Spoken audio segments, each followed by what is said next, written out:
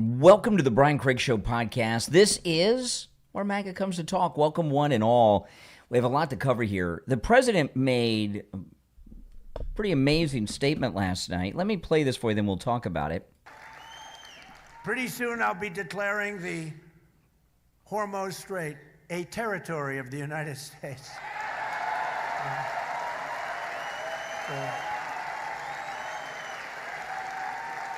Essentially, that's what it is.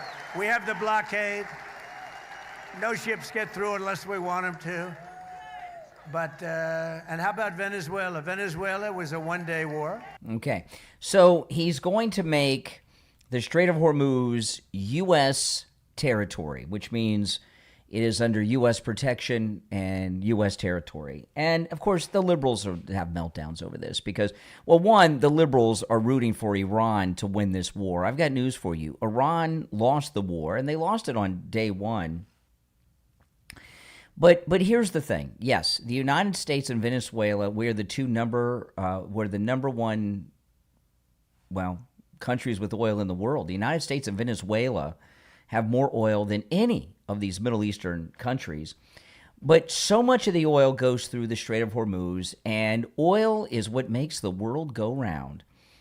And we have these psychotic, lunatic, Islamic Republic of Iran nutbags that have been for 50 years holding the world hostage by throwing mines in the Strait of Hormuz, putting ridiculous tolls that cost millions of dollars per ship to get through.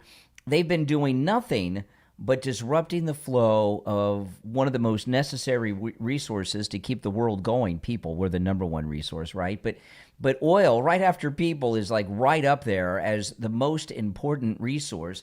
And you really think we should let these third-rate lunatics push the world around, hold people's oil hostage? And not only that, they feel totally emboldened to do so. And for those that take issue with President Trump saying, hey, we're done with these people, and we're going to make that a U.S. territory where we can control it and decide what goes on there, why is that a bad thing to you? The United States, we're the good guys, okay? We're the good guys of the world. We have the military power and might to conquer the world. We have more powerful weaponry and military than has ever been known, and we're not aggressors. Now, I know the Trump haters will say, well, what do you mean we're not aggressors? Look at Iran. Iran started this war in 1979. You guys know this. I don't need to go through all that again. But aren't you sick and tired of these lunatics in Iran holding the world hostage year after year, decade after decade? And not only that, of course, they fund and run most of the Islamic terrorism around the world for the last half a century as well. And every president since Jimmy Carter have been involved in endless negotiations and Mideast peace talks. If you've noticed, since President Trump ended the war in Gaza and got Iran under control, have you noticed that we haven't been having conflicts involving Israel, right? It's because the Iranians are out of the loop now. They can't even mount their terror operations anymore. Aren't you tired of them pushing us around? If you're not, well, you're crazy. And out of all of our presidents since Jimmy Carter, President Trump is the only one, including, and Reagan's in that mix, President Trump is the only one who is standing up and has stood up to Iran and is getting control of the situation. And not only getting control of the situation, President Trump is bringing about, for the first time, true Middle Eastern peace. Because the one thing that has stopped peace in the Middle East is Iran all these years. And these countries in the Middle East are mostly third world, in many ways hundreds of years behind us. And the only reason they're relevant at all is because oil is so important to the world and they have so much of it. So what President Trump is doing here is a very smart move. Pretty soon I'll be declaring the Hormuz Strait a territory of the United States. That's right. I mean, how could you be opposed to that? How could you be opposed to that? Well, you know, if you're part of the Hate America crowd, you're opposed to anything that the United States does that is good. Welcome to the program, everyone. My name is Brian Craig. This is where MAGA comes to talk, and I've got quite a bit to cover on the program today. I'm going to get through quite a bit. I'm going to play some clips, though, of President Trump from his speech yesterday, which was good. I mean, President Trump's speeches are always so good. Here he is talking about the crime that is down because of him. Since I took office, federal law enforcement has arrested incredibly 1.2 million criminals nationwide and bad ones. We want to make sure we get the bad ones. And we've increased... Oh, and by the way, those of you that take issue with anything I'm saying, you're more than welcome to pick up your phone and call, all right? The number's toll-free and pinned in the live chat, 888-465-2631, 888-465-2631. Since I took office, federal law enforcement has arrested incredibly 1.2 million criminals nationwide and bad ones. We want to make sure we get the bad ones. Now, even the biggest Trump haters out there, you must agree that's a good thing, right? Crime at an all-time low. And we've increased federal criminal prosecutions by over 50%.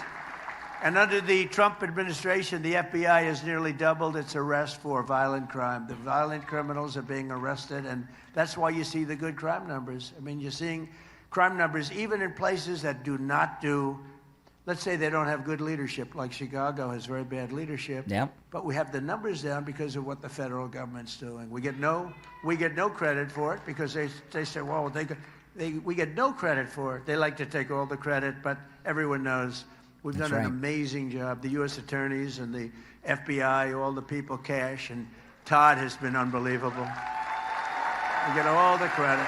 Yeah, all the crimes down. And here he gets specific about the crimes that are down. And last year, there were over 3,100 fewer murders. Think about that.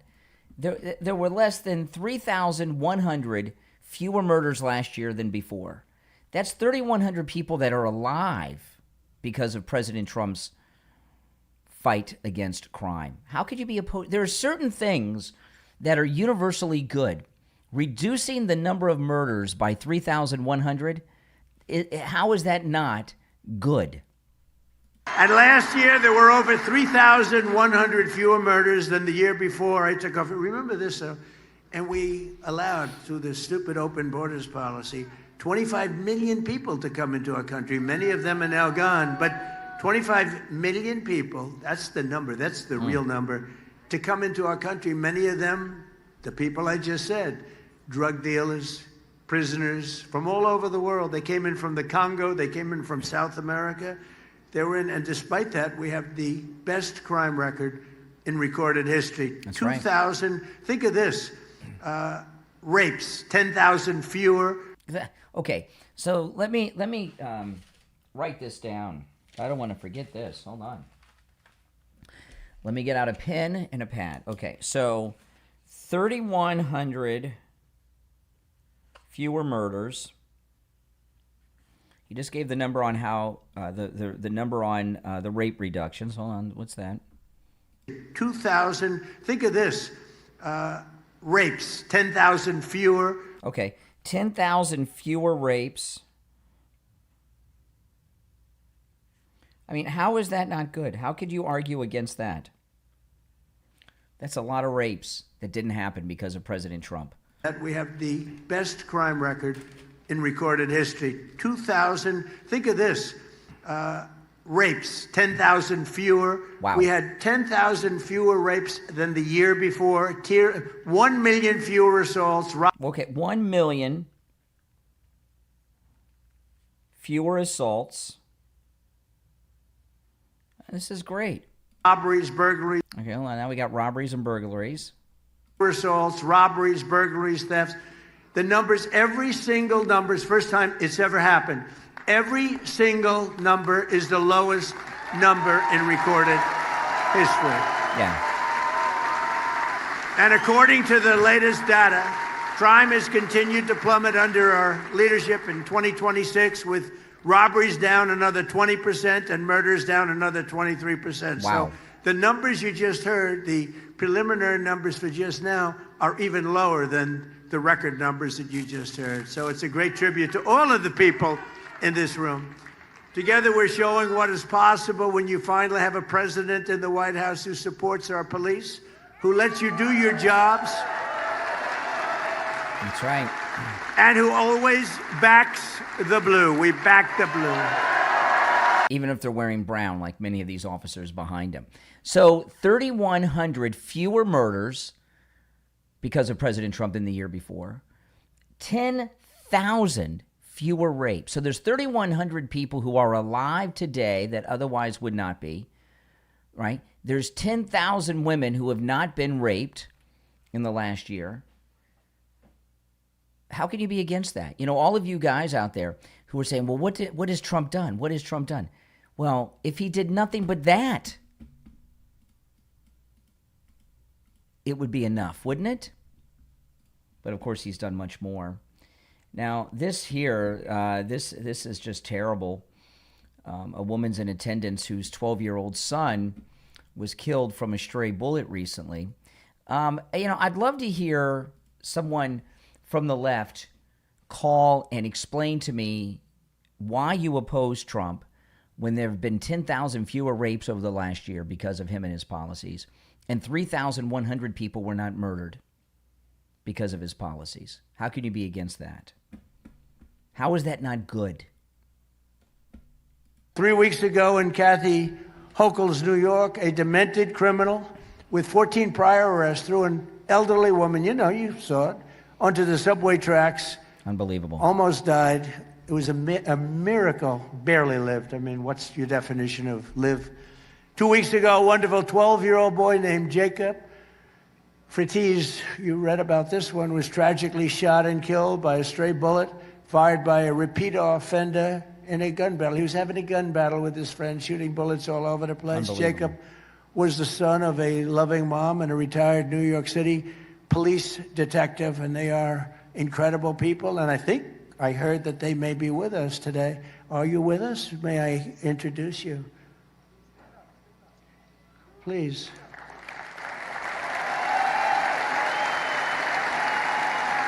His poor parents.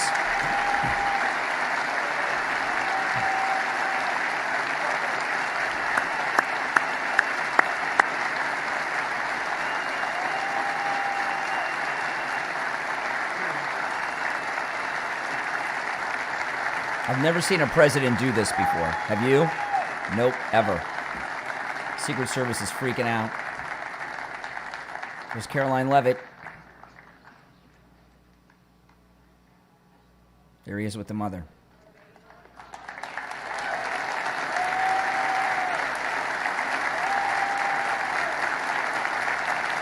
You ever see a president do that before?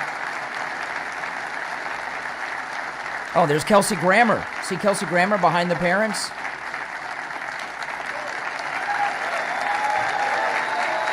Unbelievable. How can you be opposed to this? How is this not good? Incredible, horrible story. What a horrible thing. Thank you. But we're going after them. I just said we're going after. These are bad, they're sick people. Yes, they are sick people. And you liberals, you're sick too. As I was saying, there's certain things that are universally good that good people should be able to agree on, that we're happy that it's happened, right? 10,000 fewer rapes, 3,100 fewer murders. There's no getting around that those are good things that President Trump has done. And if you're a never-Trumper, if you're a Democrat, if you're a liberal, whatever you want to call yourself, a Democrat socialist loon, and you want to have any semblance of credibility, you would admit that. But you can't, because you are consumed with rage at this great president. Not just a great president, the greatest president the country's ever had. Have you ever seen a president of the United States do things directly for the American people? You know what the other presidents do? All they do is come out and list all the government giveaways they've given to local cities, so they can spend money on things for law enforcement. He's actually pointing to results from his policies. They don't need more money. That's just a con game from these corrupt politicians paying off donors and political allies. President Trump's coming out there and reporting the actual numbers of people that are alive or have not been sexually assaulted because of him and his policies. I've never seen a president do that before, ever. And maybe we won't again because, President Trump's a very unique president. And if he were a Democrat and he had done this, I would be praising him. I would, because that is a nonpartisan thing to do. And those 3,100 people that weren't murdered last year because of President Trump, think about it, they're all going to have children.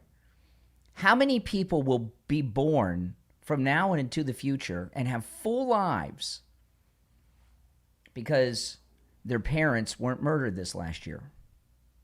How many offspring will come just the next 100 years alone from those 3,100 people? Thousands and thousands and thousands of people will live, maybe millions over time, if you go far enough out.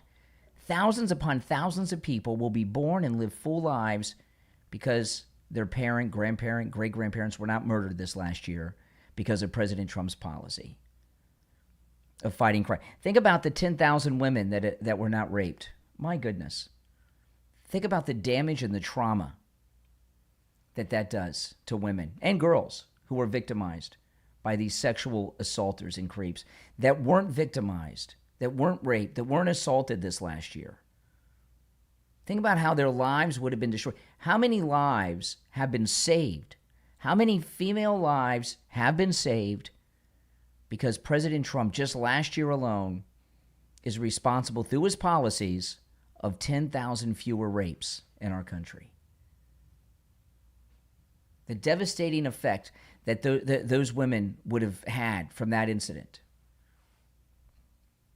The number might have even been higher if Kamala had become president because they would have completely erased the southern border and in the last year and a half would have brought another 25 million illegals into the country.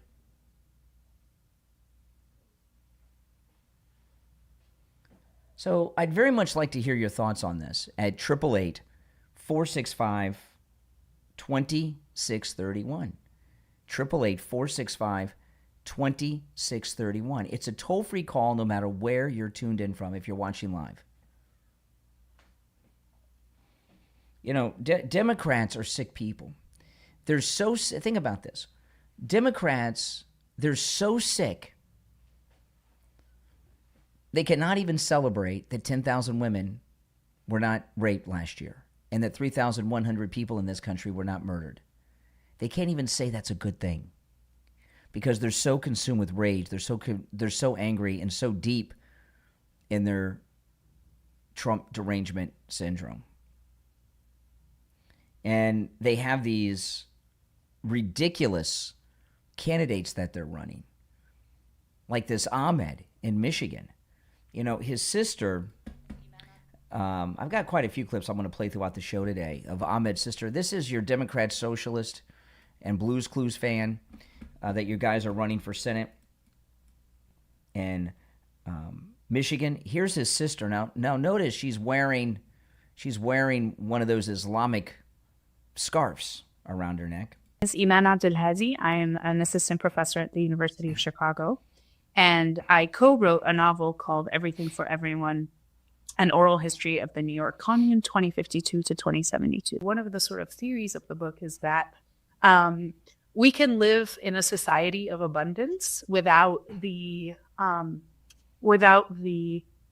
institutions that currently rule our lives, basically without the market and without capital, without profit.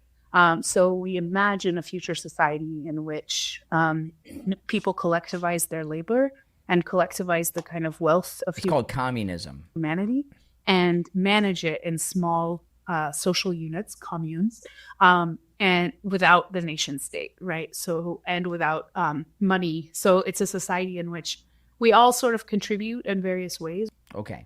So this is his wackadoodle sister. I've got more clips I'll play later of her. She's a radical lunatic. But she's a professor at the University of Chicago, and this is very, very troublesome, right? This is his sister. She calls herself a Palestinian. She talks about communism and radicalism of Muslims and things. The University of Chicago, this is incredibly significant. Chicago and the University of Chicago have been ground zero for the radicals that have been trying to destroy this country for decades, right? And you know who's from Chicago and who came up through Chicago? Well, yeah, Barack Hussein Obama. But it all began many years before Obama came on the scene. There was a cell based out of Chicago. The parents of Hillary Rodham Clinton in Chicago. The parents of Valerie Jarrett in Chicago. The parents of Bill Ayers in Chicago were part of a cell that had one person who wasn't married, who was the leader of that cell. His name's Frank Marshall Davis. You ever heard of him? So Frank Marshall Davis, Valerie Jarrett's parents, Bill Ayers' parents, and Hillary Clinton's parents had this radical cell of Saul Alinsky disciples in Chicago. Remember, in Dinesh D'Souza's Hillary's America, he detailed this, that Hillary Clinton was offered a job by your Saul Alinsky himself, right? And what has come out of Chicago, right? This radical cell has produced Hillary Clinton and the Clintons, Obama, and now Abdul in Michigan with his sister there. The radicalism to undo the United States was born in Chicago with Hillary's parents, Bill Ayers' parents, Valerie Jarrett's parents, and Frank Marshall Davis, and it continues to this very day. You know, and when you have his sister running around at the University of Chicago talking this way, I promise you, she's saying out loud what he's hiding from you. You know, this guy is a very, very dangerous person, Abdul. They're planning on running him for president. He was born in Michigan. He's a natural-born U.S. citizen. He's first-generation American. His parents are from Egypt. So he's eligible to run for president. Now, I've been telling you guys, by the way, welcome. My name is Brian. If you're on hold, stand by. My name is Brian. This is where MAGA comes to talk. Welcome. Make sure you subscribe if you are new. And if you're watching on YouTube, please do me the favor of liking the video. Now, you know, Hillary Clinton, we're going to hear from her later on. Boy, she's been out there really trashing President Trump again. I can't believe she'll never retire. But AOC has been trying to go mainstream. And I was telling you guys earlier this week, you cannot trust Fetterman and you cannot trust AOC. They're both lunatics, right? And the president yesterday did an interview, and he was interviewed by Fox, and they asked about AOC. They asked the president about AOC saying that Woke One was crazy and she's trying to sound rational. Listen to this. She said the other week, AOC, Woke One was crazy. She's trying to back away from those comments. Why do you think she's trying to do that? Is she going to run for president? I think so. But if you really look at it, they're all saying the same thing. They're all trying to disavow themselves from saying about crime. And we love sanctuary cities. All the things that they said, they're now trying to disavow. I think you're going to see sanctuary cities start to end because sanctuary cities are a disaster. And somebody like her, she was big for sanctuary cities. They cause crime. No cash bail. You look at the no cash bail. That's when it all started, no cash bail. Somebody kills somebody and they just say, all right, go ahead, come back in 2 weeks. Yeah. So what's going on right now is AOC and some Democrats, Fetterman's one of them, okay? They're trying to save the Democrat Party by sounding rational and taking rational positions. Don't believe them. AOC is lying. Fetterman's lying. They're still radical. They're lunatics, and God help us if they get in power. But they've done their focus groups, and they've come to realize that they can't win with all these radical ideas. So they're trying to win people back by sounding rational. You cannot believe them, especially AOC and Fetterman. And I think the plan is for Fetterman and AOC to be running mates in 2028. Now, it's a long way off and anything can change, but Fetterman and AOC are both running for president right now. That's why she's doing this frozen egg thing. Woke One was crazy. Fetterman's wearing suits instead of the basketball clothes all the time. And they're trying to come off not just mainstream, but reasonable. Don't believe them. It's a complete lie. And this race in Michigan is the most important Senate race in the country because this Ahmed's got to be stopped. And this is CNN with the latest poll data. Well, I was interested because I couldn't think of another example where you actually had a Democratic candidate who was down at least 4 points in a Senate poll in Michigan. And it turns out for this entire century, Abdul Assad is the only one in a poll that meets CNN standards for publication. This is extremely, extremely, extremely unusual. Abdul Assad breaking records in the ways that you don't want to. In fact, he is the first Democrat down by this much, as I said, in a century since 1994. Now, Wow. So not only is Ahmed pouring poorly, he's doing worse than any other Senate candidate in this entire century. And we're a quarter of the way through the century. That's really bad. He's not doing well. And that's a good thing. We do not want Ahmed to do well, do we? All right, now, if you're on hold, hang in there. My name's Brian. This is Where MAGA Comes to Talk. If you would like to call in, you most definitely are welcome. The number is toll-free, 888-465-2631. 888-465-2631. We'll take a quick break and be right back. I'm in the Jupiter Joe radio studio with Jupiter Joe.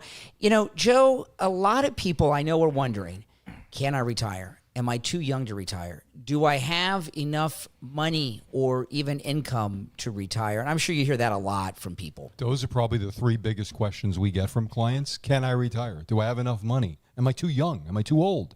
All the gamut. And here's what I'll tell you. It's all a numbers game. If you got the numbers, we can do it.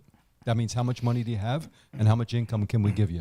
It's that simple. You know, I think the biggest mistake people can make is assuming that they don't have enough money to retire.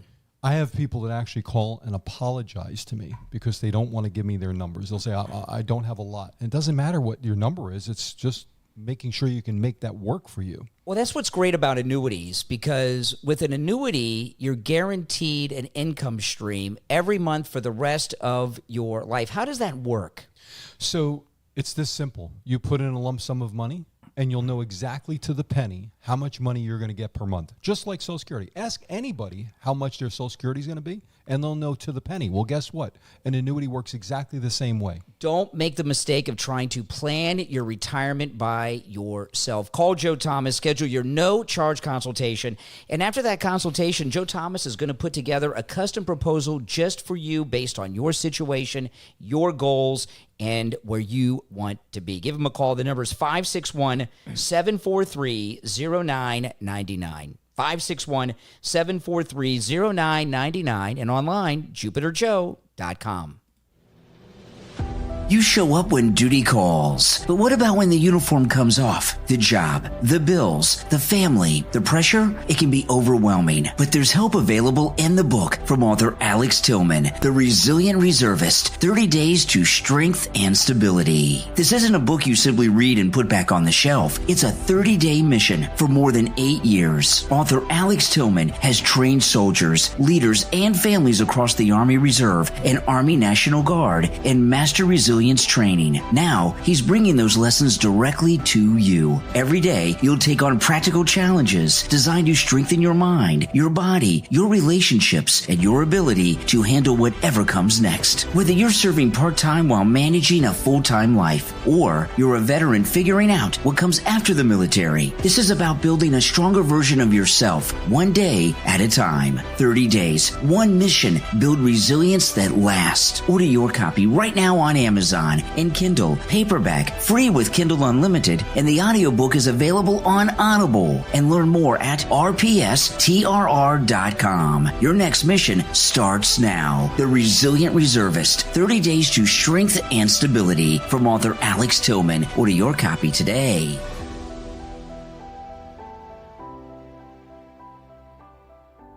All right, we are back. I'm Brian. Thanks for joining. You're on the air. What's your name? Where are you calling from?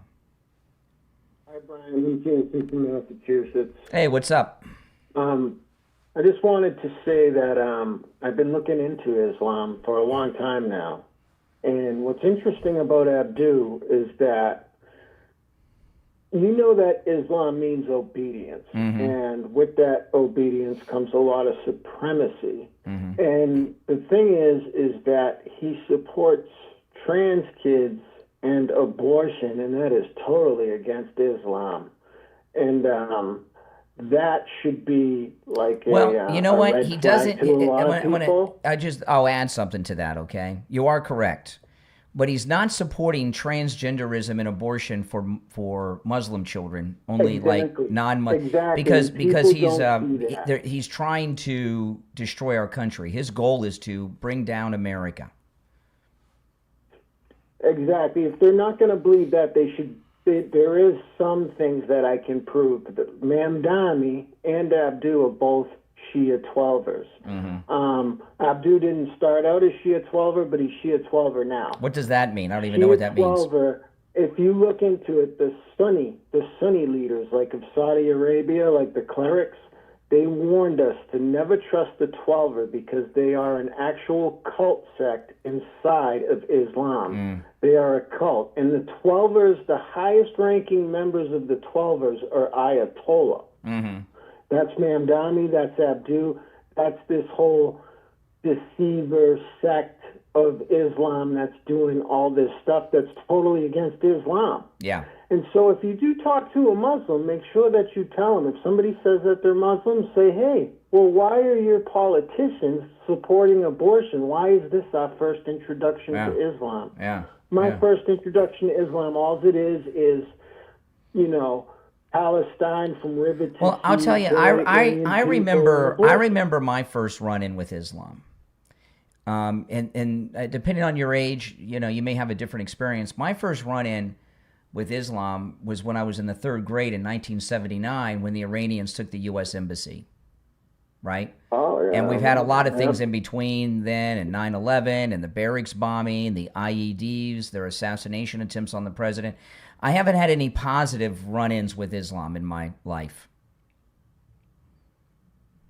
They're at war with us. Yeah, that's a shame. They're at war with us. And this is just a new style of warfare, right? Get elected to office and bring us down. One thing I'll say good about the Sunni, Brian, is the Sunni, they don't interfere in our politics. That's why you see Trump, like, being cool with Saudi Arabia and making deals with Saudi, because they do not interfere with our politics. That is just Shia 12er, which is loyal to Ayatollah. Mm-hmm. Okay. Well, you learn something every day. I had not heard of that before. I'll look into that. Yep, Shia 12er. Okay. I got it. I'll remember. All right, Brian. All right. Take care, Massachusetts. All right. Thanks for the call. You're on the air. What's your name? Where are you calling from? Good morning, Doc. Good morning, Brian. Doc from Texas, calling from New Orleans, Louisiana. Oh, okay. Watch my favorite team play today. Mm-hmm. How are you this morning? I'm doing well. Hey, quick question. No, I don't make this statement. Last election cycle, it was y'all were talking about the Haitians eating the cats and dogs. Now, this cycle, you talk about the Muslims. I think y'all just bring up, MAGA just bring up stuff because y'all know y'all losing. And y'all just bring up stuff to start some stuff, and y'all know stuff is not true. The Muslims have never been a problem in this country. Really? What about tell me about 9/11? That wasn't a problem? Let me finish what I was going to say.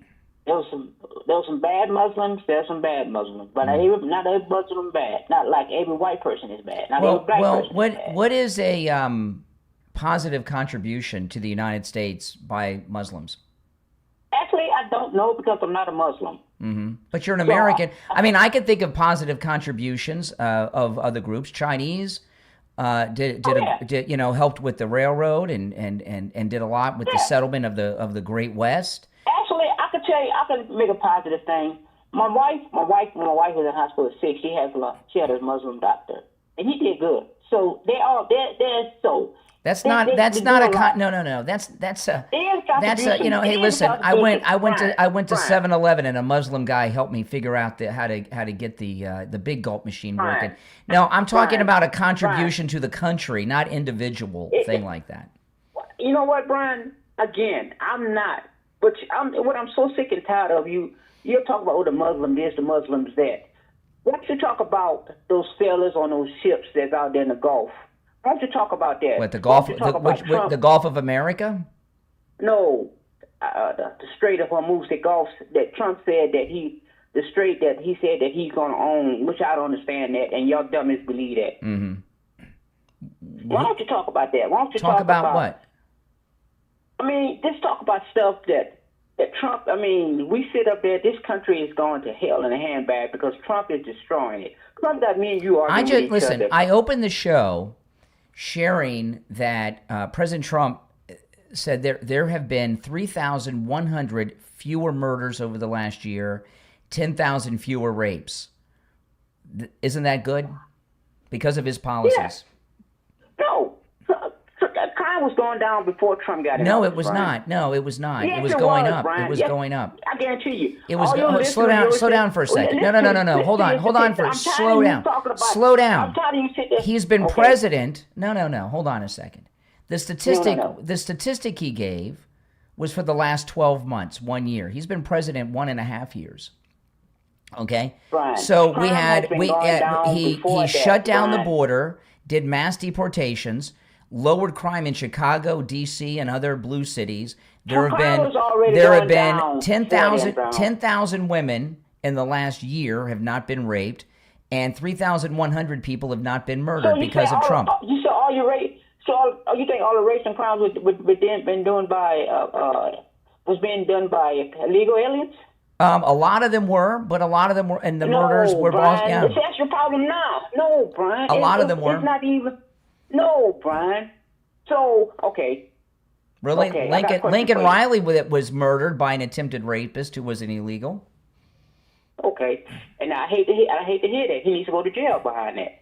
But what about the other murders and all that committed? See, that's your problem now. I guarantee you, the statistics that a lot of the murders and the rapes are because he sent the soldiers into D.C. and other places around the country and stopped crime. So you said, wait a minute. You said, I'm not even going, okay. I didn't say Brian, most. I said some of them were from the illegals, absolutely. The crime was down in D.C. before Trump No, got it there. Was not. Yes, it was. You know what I'm saying? You lie to yourself, man. All right, Doc, I appreciate the call. I mean, come on. Enough of the gaslighting. Now, Hassan Bike, you guys say that Democrat socialists are not communist. Why does Hassan Piker dress like Kim Jong-un all the time? I wonder if Kim Jong-un sends Hassan Piker his clothes. So Hassan Piker is in really a lot of trouble, as you'll hear in this clip. He's sitting down with this guy, interviewing him, Hassan, who's one of the hosts on MS Now. Listen to this conversation here. A classic one they throw at you. America deserved 9/11. Yeah. You've withdrawn that comment, I believe. Yeah, I said it in 2019, and he withdrew that comment. There's some things you can't take back, okay? He withdrew that comment. Oh, okay. There's some comments you can't withdraw while you're sitting and dressed like Kim Jong-un. If you listen to the full conversation, you very quickly understand what I'm talking about. You're talking about foreign policy blowback. Yeah, we're talking about foreign policy blowback. But you could have phrased it better because it sounds like you're saying people deserve to die. Of course, we don't believe that. Again, in 2019, and then immediately I'm all over Fox News. Yeah. Okay. Now I'll play more of this. Hassan Piker is in big trouble. And you can see it here because he's walking back and apologizing for these things. People aren't taking his phone calls, and he's not getting the invites to as many Democrat events as he was. Because what's happened with Hassan Piker since this incident in Michigan with Ahmed, okay, he's gotten his views and opinions are being heard with people beyond the bubble of his audience, and there's been incredible amounts of blowback because what he said about the United States in 9/11. is vile. And getting, an unbelievable amount of death threats. I'm a big boy. I can handle it. It is what it is. But I went on the Young Turks and famously was like, I should have phrased things better. I apologize for those who I've offended. And I most importantly apologize for giving an opportunity the right to just use this against This is a 7-year-old clip that you've already explained. A 7-year-old clip. Like it doesn't matter when it was. I have the same issue. There are clips of me that I've had to talk about. Yeah. Jewish people calling Orthodox Jewish people inbreds. Is the one you and I texted back and forth many times. Because I was like, why would you say this? I have a policy of using pejoratives when describing any kind of I've never seen something like this. This like he's a good Nazi. What you hear from Hassan Piker are the things that Nazis would say about Jews and others. But he's a good Nazi. They're bringing him on here. He's a good Nazi. Ethno-racial supremacist groups. So you call a lot of people inbreds? I have an entire... Oh, okay. He calls out a lot of people inbreds, not just Jews. That makes it okay. Oh, okay. Well, I really appreciate this guy from MS Now putting Hassan Piker in context. You're on the air. What's your name? Where are you calling from? This is Texas.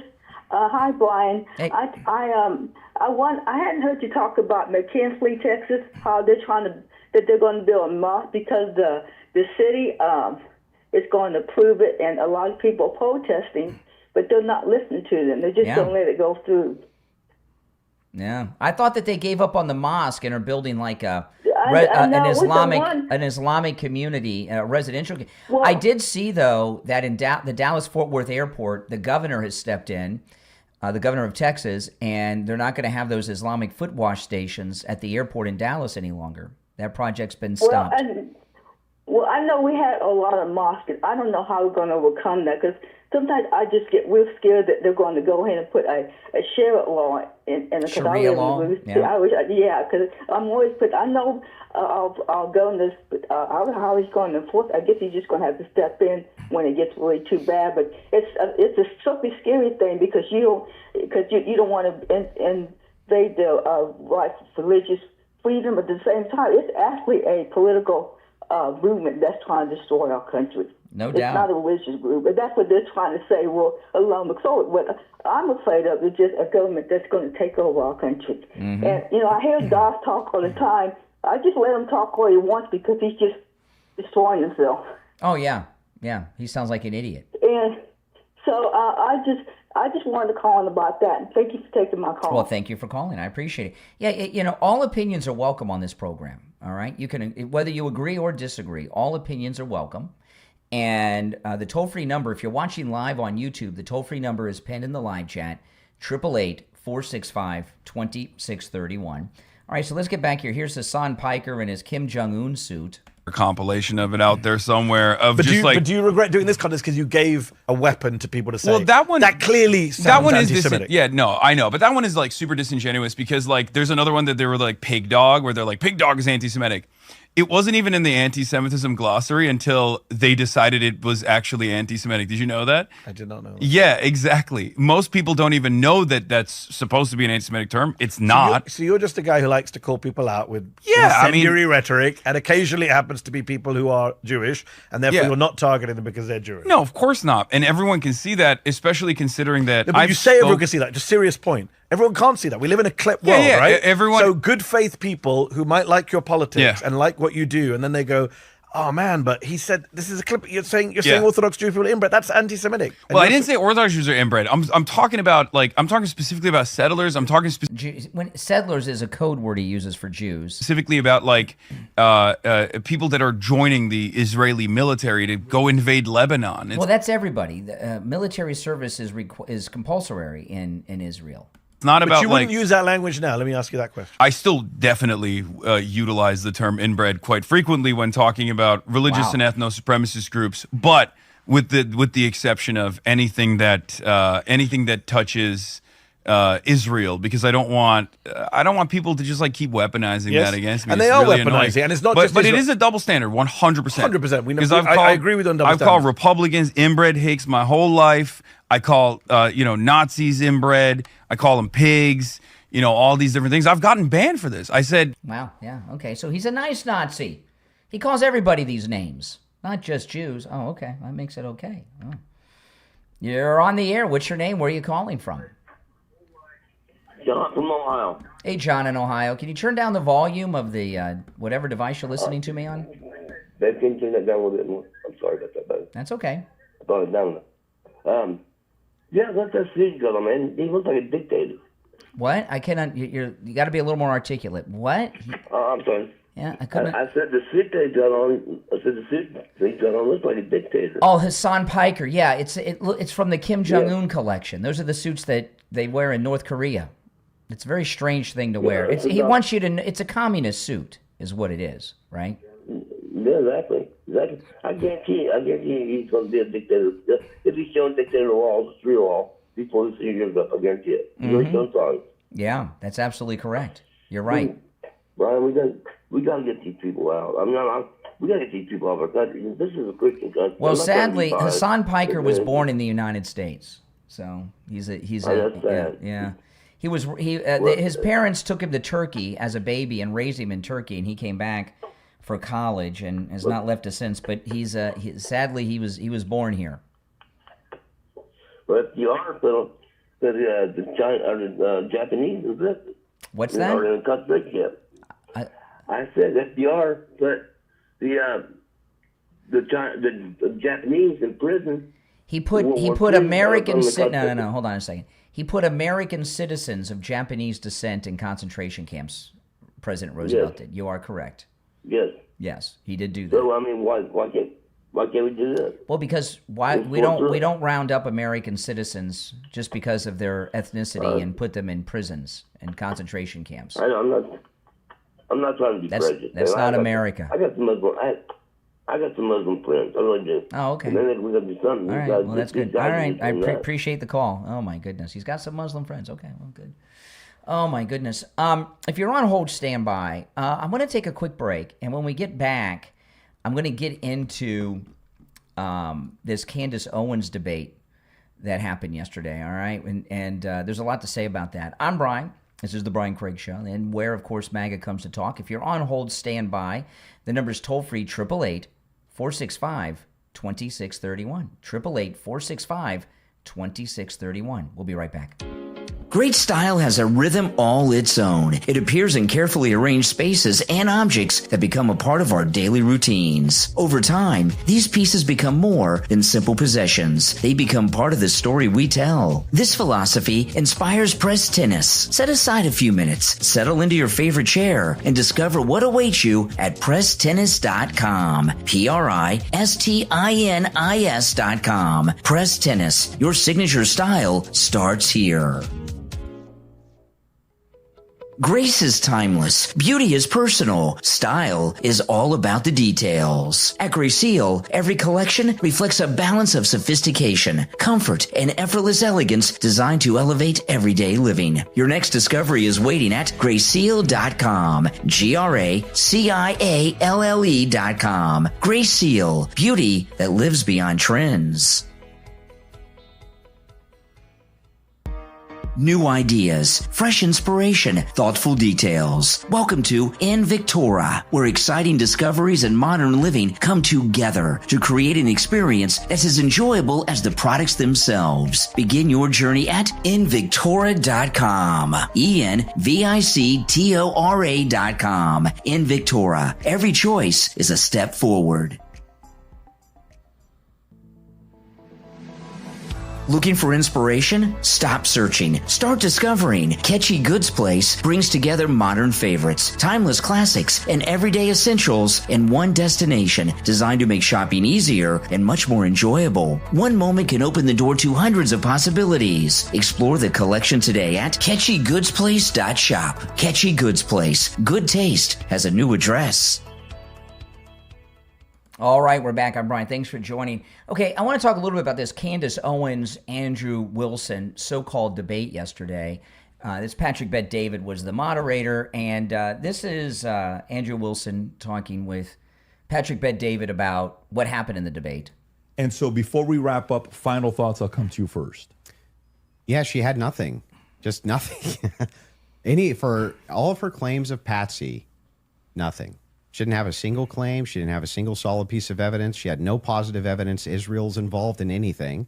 No positive evidence that France is involved in anything. No positive evidence TPUSA is involved in anything. No positive evidence that Erica Kirk is involved in anything.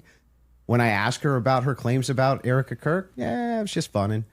It's just funning, you know? Or, yeah, I do think that she needs to sit down and ask some questions, but or answer some questions. But you know what? I don't even know if she has. Like, maybe she has. I have no idea. Yes, I'm going to have an official timeline with unconfirmed evidence. That's just fine.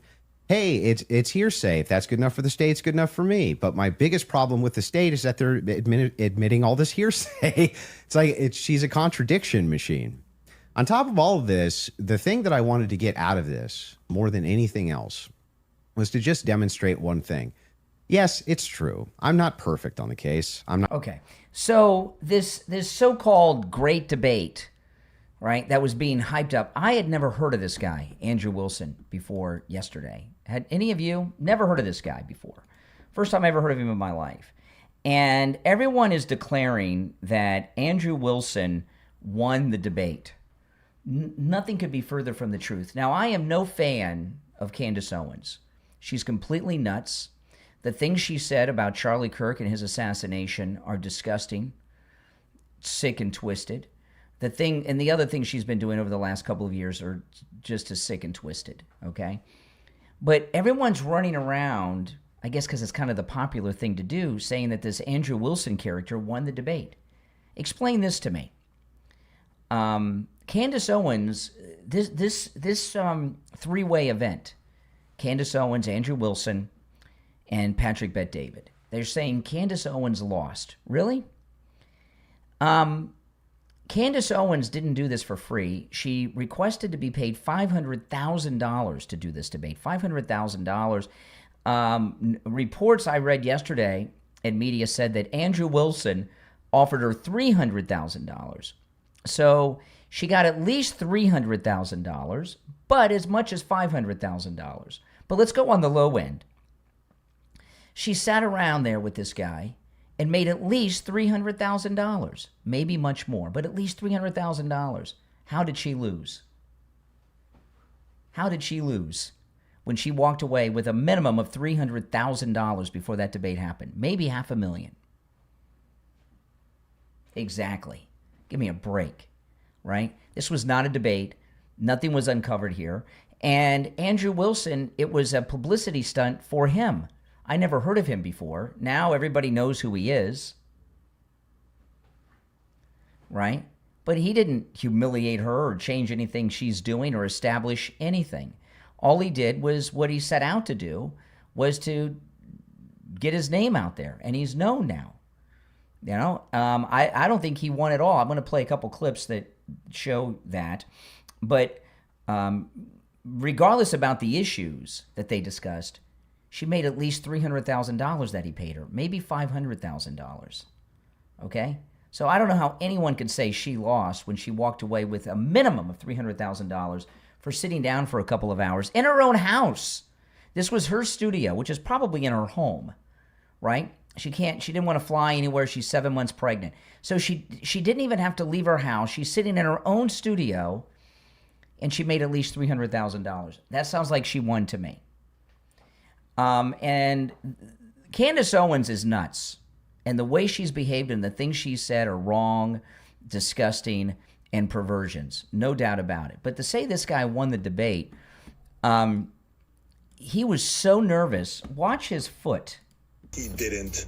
Look at his foot. Shoot and kill Charlie Kirk. Yes. His foot, during the whole time, he's sitting there with his legs crossed, and his foot is shaking nonstop. To all of he's the nervous. Evidence that he feels that he has. I mean, I'm not even convinced that Charlie see the foot? was shot from the rooftop on Losi that day, based on the evidence that has been. Do you think he was shot?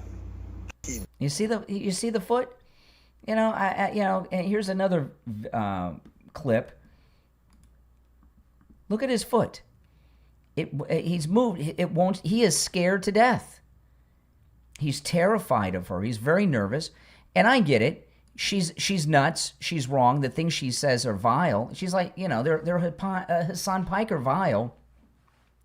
But she's one of the most famous women in the world. She's highly skilled at what she does. This guy was terrified. Maybe her celebrity presence, whatever it was. You don't shake your foot like that. And then, let me see, is this the clip? Okay, this clip here. Yeah, this is the clip. When I saw this, I couldn't believe it, what this guy said. Okay, this is the guy they're saying won the debate. Tweeted, Erica's too retarded to kill her husband. Yeah. Would you like to explain how you developed your evidence, your positive evidence for the fact that Erica was retarded? Yeah, sure. So Yeah. I just think all women are retarded. Oh, so you're allowed to just say stuff. Wow. Is that guy MAGA? Is that guy MAGA? Is that guy conservative? Do you want him on our team? He's trying to be the front man for Turning Point or for the MAGA movement. When he talks that way about women, it's not funny. And I was talking about him yesterday. I did a live stream right after I watched this. He kind of reminds me of Jonah Hill, right? A little bit. This guy is a clown, Andrew Wilson. I've never heard of him before today. I did go and look at a couple of his videos online of his show. Your foot is not shaking like that if you're not nervous. You go. I understand that he's nervous, but to go around declaring victory in the debate, one, it was not a debate. It was very strange. Two, this is not a guy that we want to. I mean, that's just one thing she pointed out. That's not the kind of guy we wanted the voice of our movement that talks that way about women. And I'll tell you another thing. As vile as Candace Owens is, now this is just a personal opinion. You can agree or disagree with this. I don't think it's wise. As conservatives, as MAGA men, we're gentlemen. I don't think it's wise to get involved in a debate with a woman who's 7 months pregnant. I don't think it's a good look. But to use that word about all women, it's not funny. And this Andrew Wilson with it that looks like Jonah Hill speaking like Andrew Tate, saying such things about women, we don't want someone like that as representative of our movement. Because that's not how MAGA men talk about women. And Patrick Bet-David, is Patrick Bet-David. He's it's publicity for him too. I mean, he was just sitting there to get some of the clout that they're getting, and I get it. That's what he does. That's okay. But Candace Owens won based on the fact that she got at least $300,000, at least. Okay, and this guy's nervous as hell. And what has changed? Absolutely nothing. The joke was on them. I mean, come on. I think it's absurd to me as I'm watching, and I saw the discussions right after. I saw a little bit of Crowder and everybody else, and a lot of people are doing this analyzing, and they're saying that he won, she lost. That was not a debate. No points were made by either of them. Nothing happened. It was a non-event, and anyone who tells you it was some miraculous debate and all these things were uncovered is just gaslighting you. I mean, it's absurd. And I would not recommend debating a 7-month-old pregnant woman, especially someone as highly skilled as her, because she didn't break a sweat, and her foot wasn't shaking at 10,000 RPMs here, like his was during the whole thing. She sat there and she was just, I'm sure the interview didn't start until the check cleared. As soon as the check cleared, boom, that's it. We did it. It was nothing more than a publicity stunt for all three of them. Okay. Now the whole thing about Charlie Kirk, evidence. We're never going to know the truth. I believe that the shooter's the shooter, no doubt about it, right? The shooter's the shooter.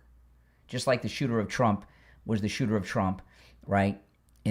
But the same I personally believe that the same people that were behind the shooting of President Trump in Butler, Pennsylvania, were behind the assassination of Charlie Kirk, okay? Charlie Kirk, next to President Trump, was the most important person in the entire MAGA movement.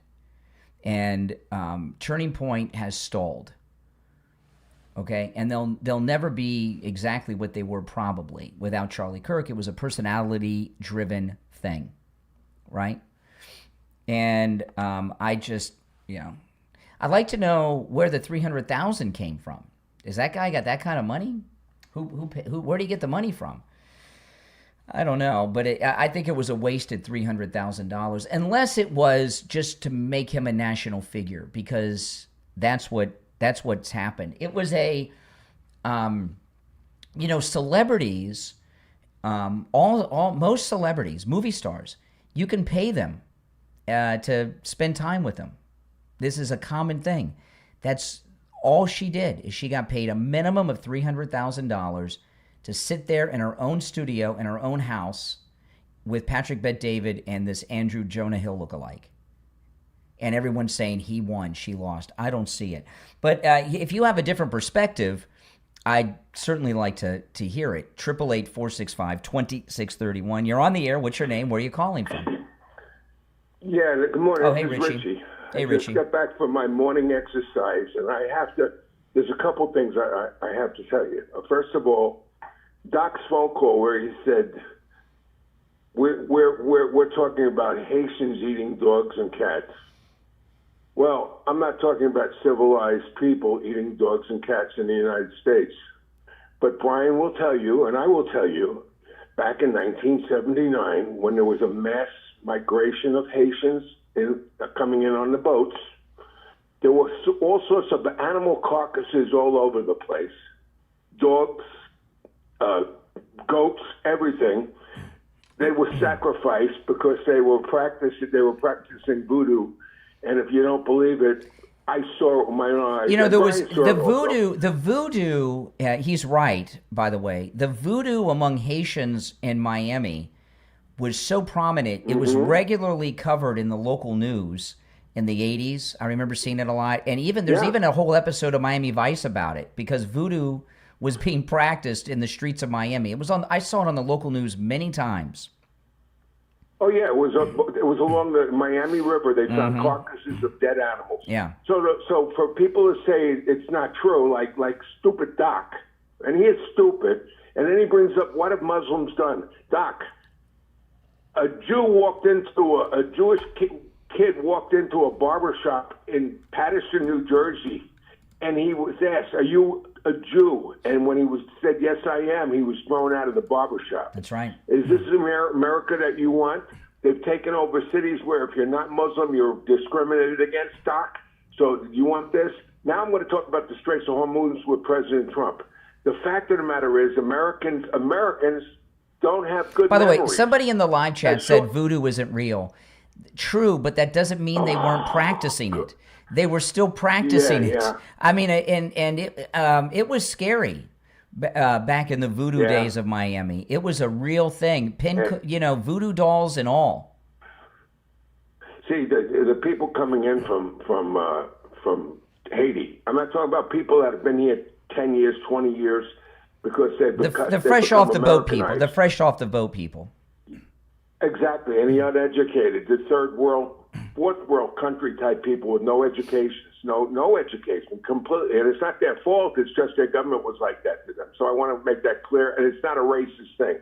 Now I want to talk about the Straits of Hormuz and President Trump and the memory of the American people and what he's going against. I don't think our messaging has been good, because we're fighting the press every day saying that the straits are closed. We're fighting everything. People. Everything went up price-wise under Joe Biden, and he actually gave everyone a check, which gave us the biggest inflation, 9% inflation that we ever had in this country. President Trump took on a situation that he's trying to reverse. The biggest crisis, I think, that we have here in this country, there's not a crisis. They call everything a crisis. But the two biggest things in your lifetime that you got to purchase is a home and a car. And if you look at the car prices, and that's not President Trump's fault. I don't know whose fault, and it's not the tariffs, because you don't get a tariff if you buy an American car made in the United States. But the prices of automobiles have gotten way out of control. It's insane. Matter of fact, if It's you go insane. to any car lot, you go to any new car dealer, They've got inventory more than a year old already. They still got and 20, not only 25 cars not on their only lot. do they have 2-year-old cars on their lot. 25 is 2 years old, by the way, because the 27s are coming.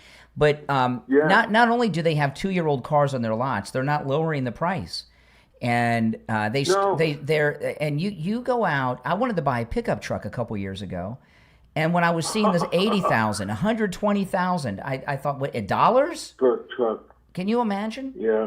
So, and the electric vehicles that the Democrats were trying to force us to buy were $5,000 to $10,000 more than the regular engines. Yeah.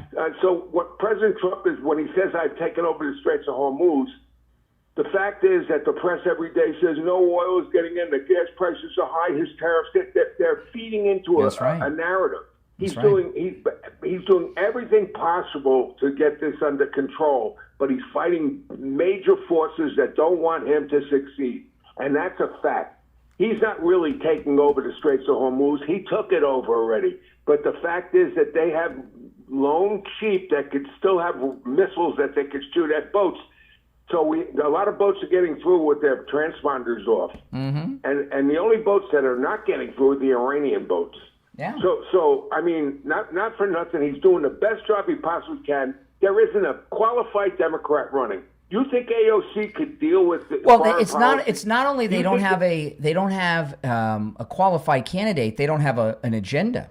And I challenge anyone in this audience to tell me what the Democrat agenda is. They want you to vote for them because they're going to do A, B, and C. Tell me what and impeach Trump can't be one of the choices. That's not a policy. That's what I was going to say to you. If you put us in power, we're going to impeach him. The first thing we're going to do, and then we're going to take that court that we have, that legitimate court, and we're going to pile a bunch of liberals in there. They're trying to change the face of America. Yeah. And that the professor, you mentioned the sister of the professor in Chicago. Yeah. How much money are people out of state and people living in the state of Illinois paying that university to get educated that are told every day that the American economy is the wrong way to go? Capitalism is bad. Our way, communism, is good. This is a professor, and this is what she thinks. And don't you think she's passing that on to her students? Absolutely. This country has to straighten out. We have too many foreigners that are working as college professors. That's a big problem. 100%. It's a big problem. The philosophy is not American, man. Not American at all. No. Well, Richie, I'm going to move on, but I'll give you the last word. Yeah, if you want the White House in Washington D.C. to be called House of Allah. Yeah. You just vote for one of these people. Yeah, that's what they're doing. And they're showing you it's coming. Yeah, they're not hiding it. All right, yeah, you take care. I mean, it's a Trojan horse going on here, and they're not really being secretive about it. Now, the Democrats, they got their Nazi who's coming out, and they just couldn't keep him away. Graham Plattner, he's going to be speaking at a labor rally. You know, this guy, he's got a Nazi tattoo over his heart. And he's been accused of rape by an old girlfriend who's a Democrat socialist. Look at this. Graham Plattner is scheduled to be the feature speaker at a Labor Day rally, right? This is nuts. Now, with him, he just can't handle being off this. He misses the attention that he was getting. This guy, he's accused of rape. I thought women should be believed. And he's got a Nazi tattoo over his heart on his chest. Right?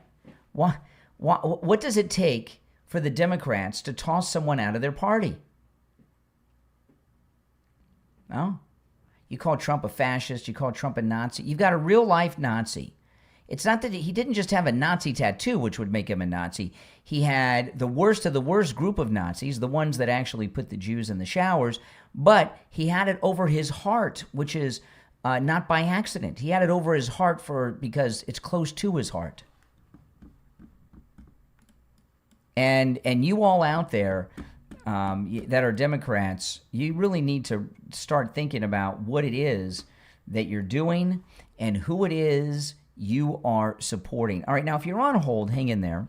If you'd like to call in, the number is toll-free, 888-465-2631, 888-465-2631. It's a toll-free call no matter where you're tuned in from, all right? Now, I want to talk about Tom Laporta over at Laporta Roofing. This morning, when I woke up early this morning, it was thunder and lightning and raining like nobody's business outside. It is rainy season. It is hurricane season in Florida.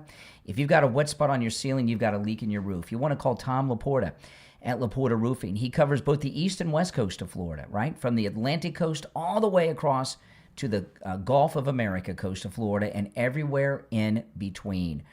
And he'll take very good care of you. He's a good MAGA guy who will never sell you a roof you do not need. If you need just a simple repair, Tom Laporta will do it. Call him or text him on his cell phone, 954-604-4602. 954-604-4602. For Tom Laporta at Laporta Roofing. You're on the air. What's your name? Where are you calling from? Hey, it's Sean from California. How are you, Brian? All right, Sean. What's up? You know the saying, the wolf in sheep's clothing? Mm-hmm. Well, the liberals are really good at renaming stuff, you know, like how the communists would call capitalism. Mm-hmm. Capitalism is not, you know, it's not a bad, I mean, it's not supposed to be a bad thing, but they quoted it as capitalism to make it sound bad, like as if it's an ideology. Yeah. We are actually a free market. We've always been a free market. It's not capitalism. It's just free market. Yeah. You know? Yeah. And they have really, like what I said, they're really good at labeling. Like what they're saying is like, oh, free healthcare for all. That's just another term for socialism. It's not free, so they got to get the money from somewhere. Yeah, I mean, nothing is for free in this world. There's free healthcare for everyone. And where are they going to get it from? Us. Like We're everybody taxpayers. Yeah, hold on while I answer these phones. You know, this is the thing. You know, young people, Generation Z and millennials are talking about how the affordability crisis. The reason they're struggling financially is not because prices are going up. Prices always go up over the course of time. My mother lives in a beautiful house in Fort Lauderdale she paid $57,000 for when I was a kid, right? You know what I mean? I mean, you can't get a car for that these days, right? Prices always go up. The reason that younger people are having a hard time affording things is because they're not getting married and they don't have two incomes and they're all single and, you know, because they're gay or trans or adulting or whatever it is. And, you know, like me and my wife, we were married when we were young. We had two incomes and we struggled, but we got through it. When you're all by yourself, it's more difficult. Yeah, absolutely. That's why they're getting overrun by like Asian families because, you know, I mean, they stay intact. They could, you know, they pay less because they're sharing all the expenses. Yeah. And then they can literally, you know, afford everything like cars and houses.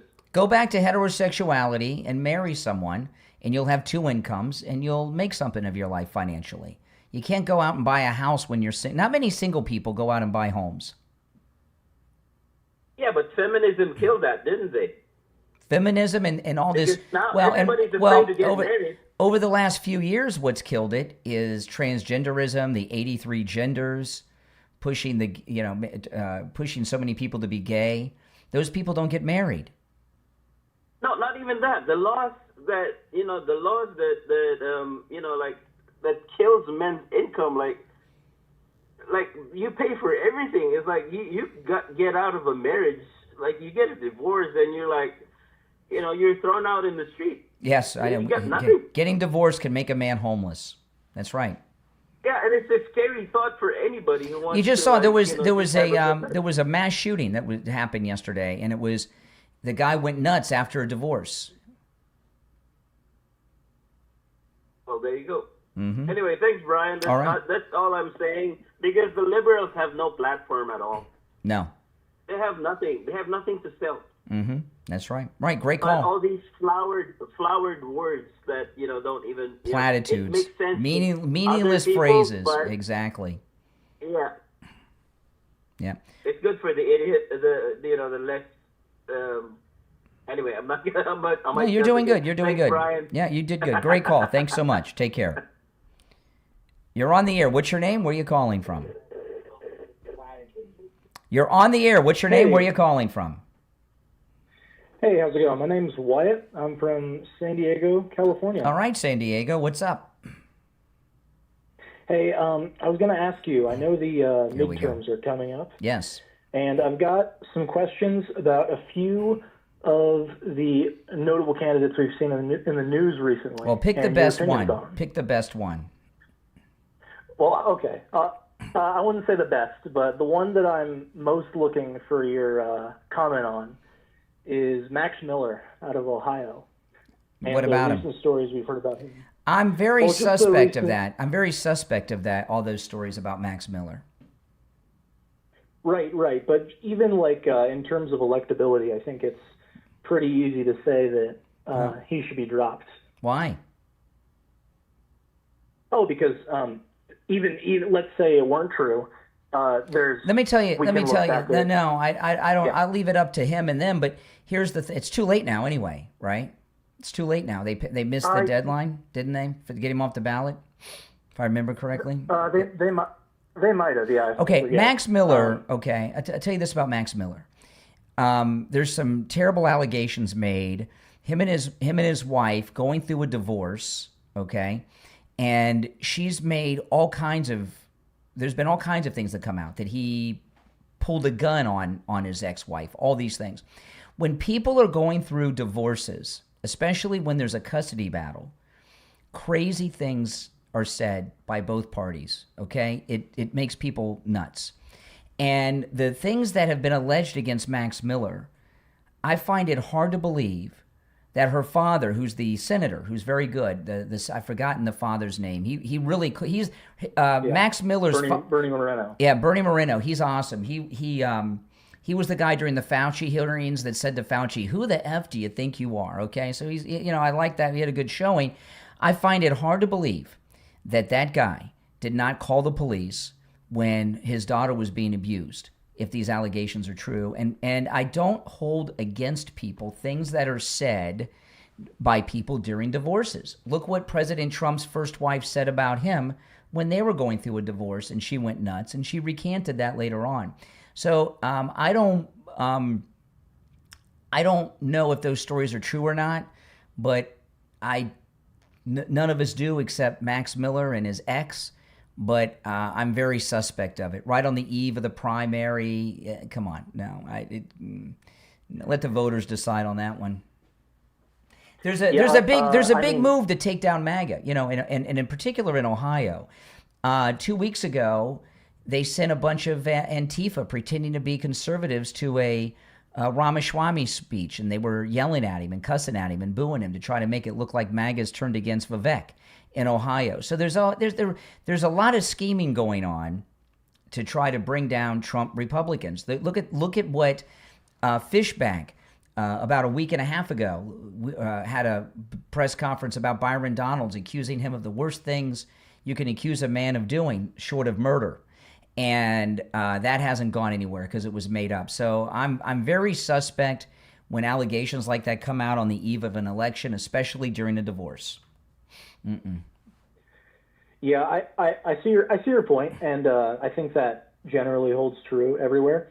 However, I think that even if we assume that it's totally false and everything's made up, that this really has doomed a pretty reliable Republican. We'll find out. I mean, I think we've seen out of Roy Moore in Alabama in 2017, who lost to a Democrat, Judge Roy Moore, because of similar but I'll tell you what it is. It's a Democrat tactic. Look what the Democrats did to Graham Plattner, right? Graham Plattner, they did not know about the Nazi tattoo, okay? Because they didn't see him naked with his shirt off, and they didn't vet him very well. Yeah. And they were getting bad polling data because of the Nazi tattoo, not just in Maine, but they were probably worried about how it was affecting them in other races around the country. They couldn't get him to withdraw. So what happened? Next thing you know, an ex-girlfriend of his, who's a Democrat socialist, accuses him of rape. Now, I don't know if it's true or not, but that the Democrats put her up to that. Even if it was true or not, it doesn't mean it's not true that the Democrats put her up to it to finally get him out of the race, which she did. So these Max Miller things, that's a Democrat tactic. You know, it's not, it stinks. That story's just not kosher. And I think you agree. I will say, I'll say about Graham Plattner, I think that the accusation that came from his girlfriend was independent of her, and I believe it. I've seen maybe he's had. It's not Graham Plattner. Yeah, he seems like a mean drunk. Yeah, I've also heard some things about things he might have done when he was in Iraq, which I think there also may be some credibility to. But as for his girlfriend, I saw there were comments she had shared with, I think it was a therapist and some friends. Yes. So this wasn't something that she. No, they had evidence. Yeah, they had evidence. Yeah, there was evidence to back it up. Yeah. Yes, she's been telling the story for years and years. And I'll say that there is similar credence in that regard with Max Miller, like we saw in like inner Republican circles going back years, that it was known there were accusations of him being potentially abusive towards his wife and kids. Mm-hmm. Yeah. Yeah. Yeah. So I think that like. But with Graham Plattner, there wasn't a divorce going on. When people are getting divorced, they get crazy, and people act. They turn into monsters. I've seen it happen with people I know. You don't even know them anymore. They get so crazy. Yeah, no, I totally agree with that. Although I do think that with them having been married and his wife having been a Republican and the daughter of a very prominent Republican, that you could say in the opposite vein that lends more credibility. Yeah, but the Senator Moreno is a tough dude. If his daughter told him about those things during the divorce, he wouldn't wait for her to call the police. He'd go to the house himself and call and wait for the police. There's no way that guy. I've heard. There's no way. I've heard that there's. I've heard that there's a story about Moreno. There's some dirt on him that apparently Max Miller was threatening to drop. That's what I heard. Well, the way things are. I've been married 30 years in December. And I got to tell you, to be a man now, who and you're involved in a relationship with the social media, it's so risky. If I were a single guy now, before I did anything with anybody, I would get consent on my iPhone on video and save it. I mean, these women, they come out, they don't need any evidence, and then they destroy your life. No, yeah, I mean, I'll tell you, as a victim of a false accusation myself, I wholeheartedly agree. Mm-hmm. Though I think that just the principle here is that whether it be a Democrat or a Republican, a candidate who we are able to drop. Obviously, I think you are right that Max Miller missed the deadline, but that if we are able to drop, if the accusation is credible, as it was for Plattner, it depends. It depends. It depends on if it's one. It depends on if it's credible. Two, if it's not credible, it depends on how it's being received by the people. I haven't seen any real polls that I would trust out of Ohio on Max Miller. I don't know. The whole thing stinks. I hope it's not true. Right. Yeah. And I of course. Yeah. I mean, if a victim. What are some of the other ones? You had a couple others. Is there another good one? I mean, I don't want to hold your time too long, but if you'd like to go through them, I'd be happy to. Well, pick the second best one. There's got to be another one that's high profile, like the Max Miller one. If you got it, fine with that. Okay, well, definitely not anywhere near that. But I think I wanted to talk about Ken Paxton, who I'm sure you're a fan of. I'm a fan of winning that seat for a MAGA Republican because we need it. But which one of the things against him? Because there's more than one. Right. So I think with Ken Paxton, the main thing was, for me at least, the impeachment that he faced. Mm-hmm. By the Texas Republicans. Yeah. Well, see, here's the thing.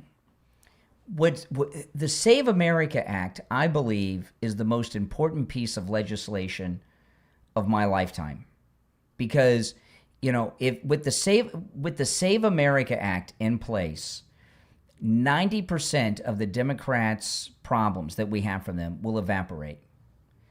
And the reality of the situation is,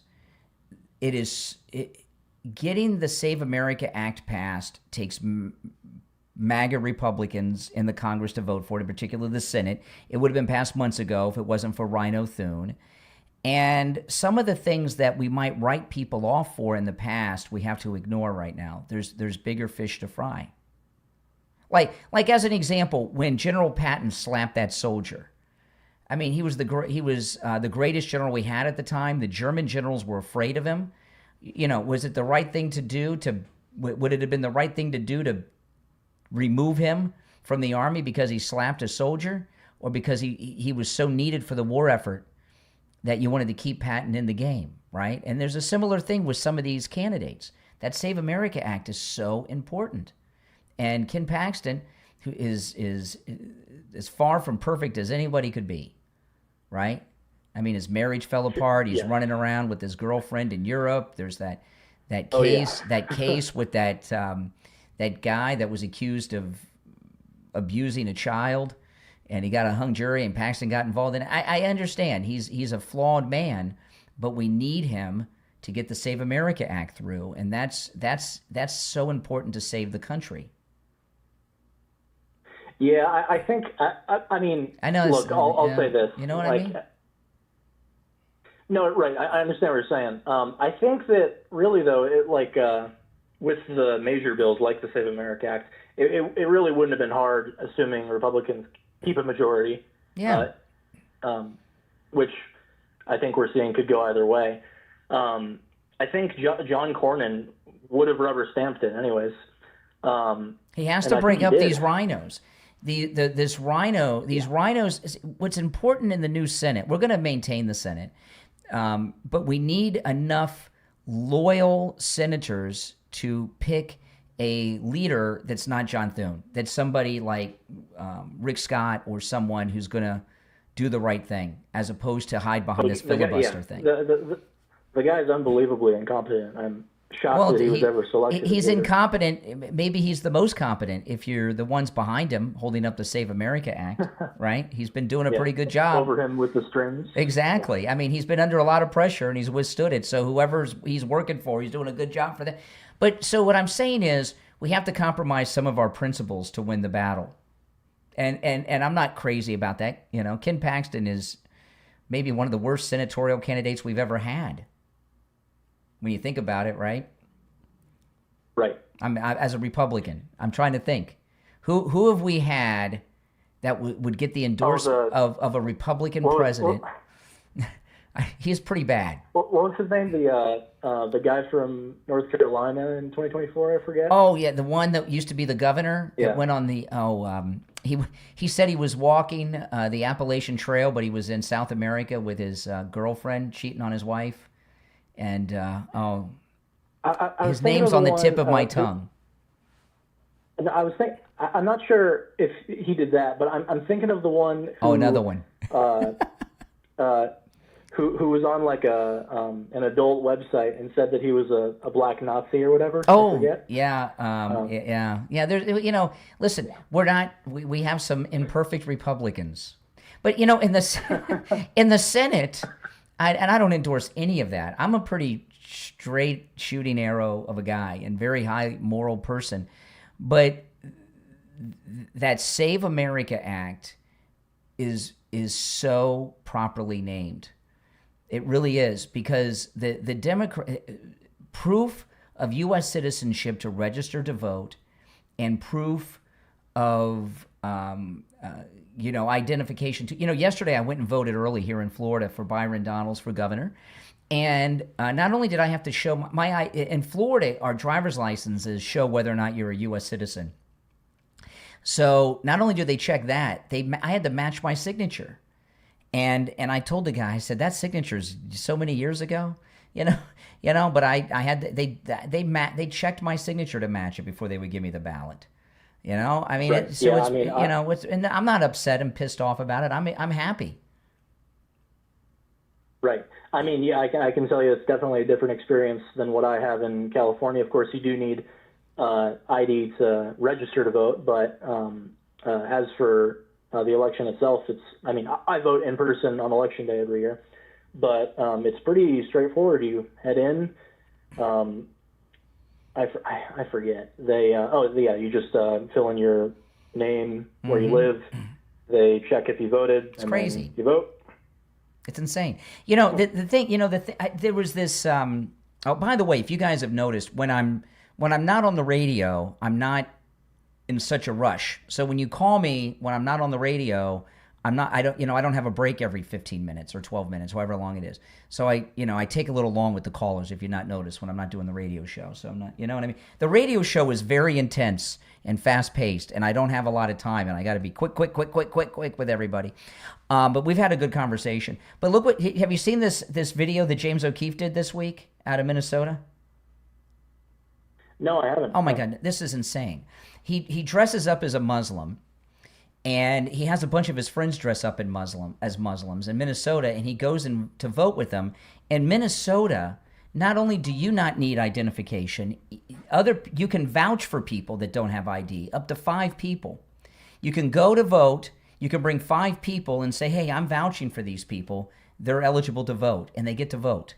And he did a whole video on it. It's insane what goes on in blue states.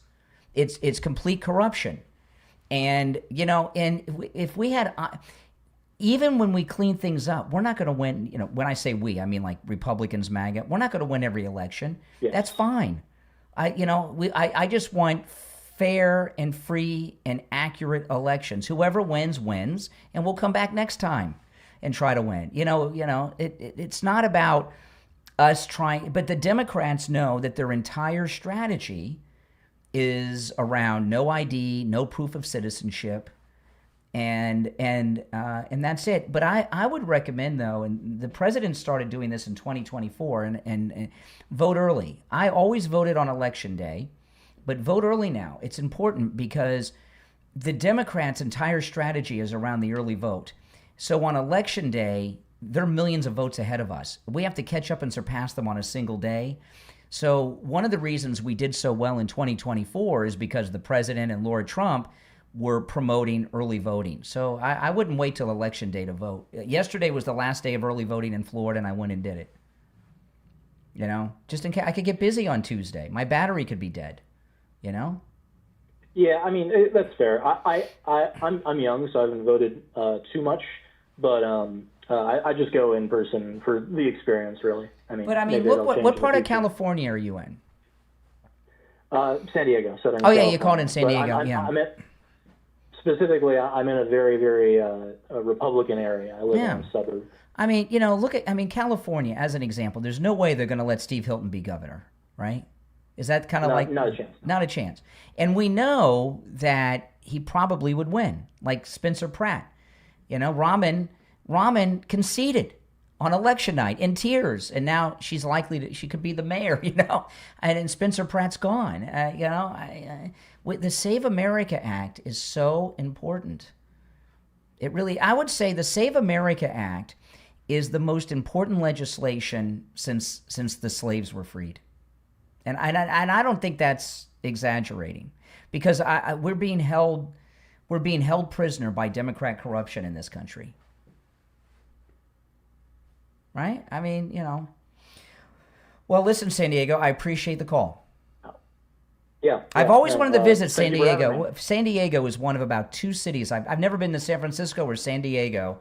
There's like 2 cities in the country I've always wanted to visit. And I might take a trip to San Diego one week with my daughter. She goes out to my daughter just came back from California. She was out there for a month. Next time she goes out, I might meet her in San Diego for a weekend. I've wanted to go there for years. They say the weather's the best weather in America. I don't know.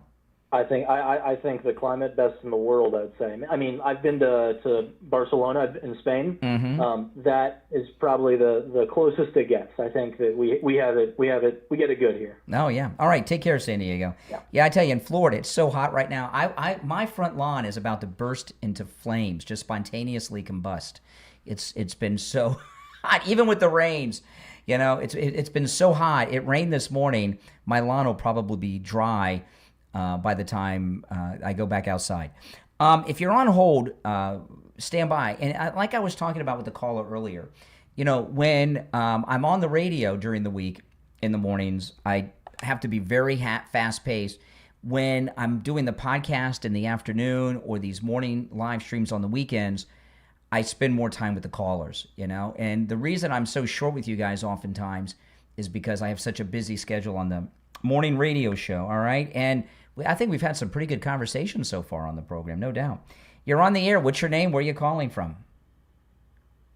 Yeah, my name's Josh. I'm calling from Ohio.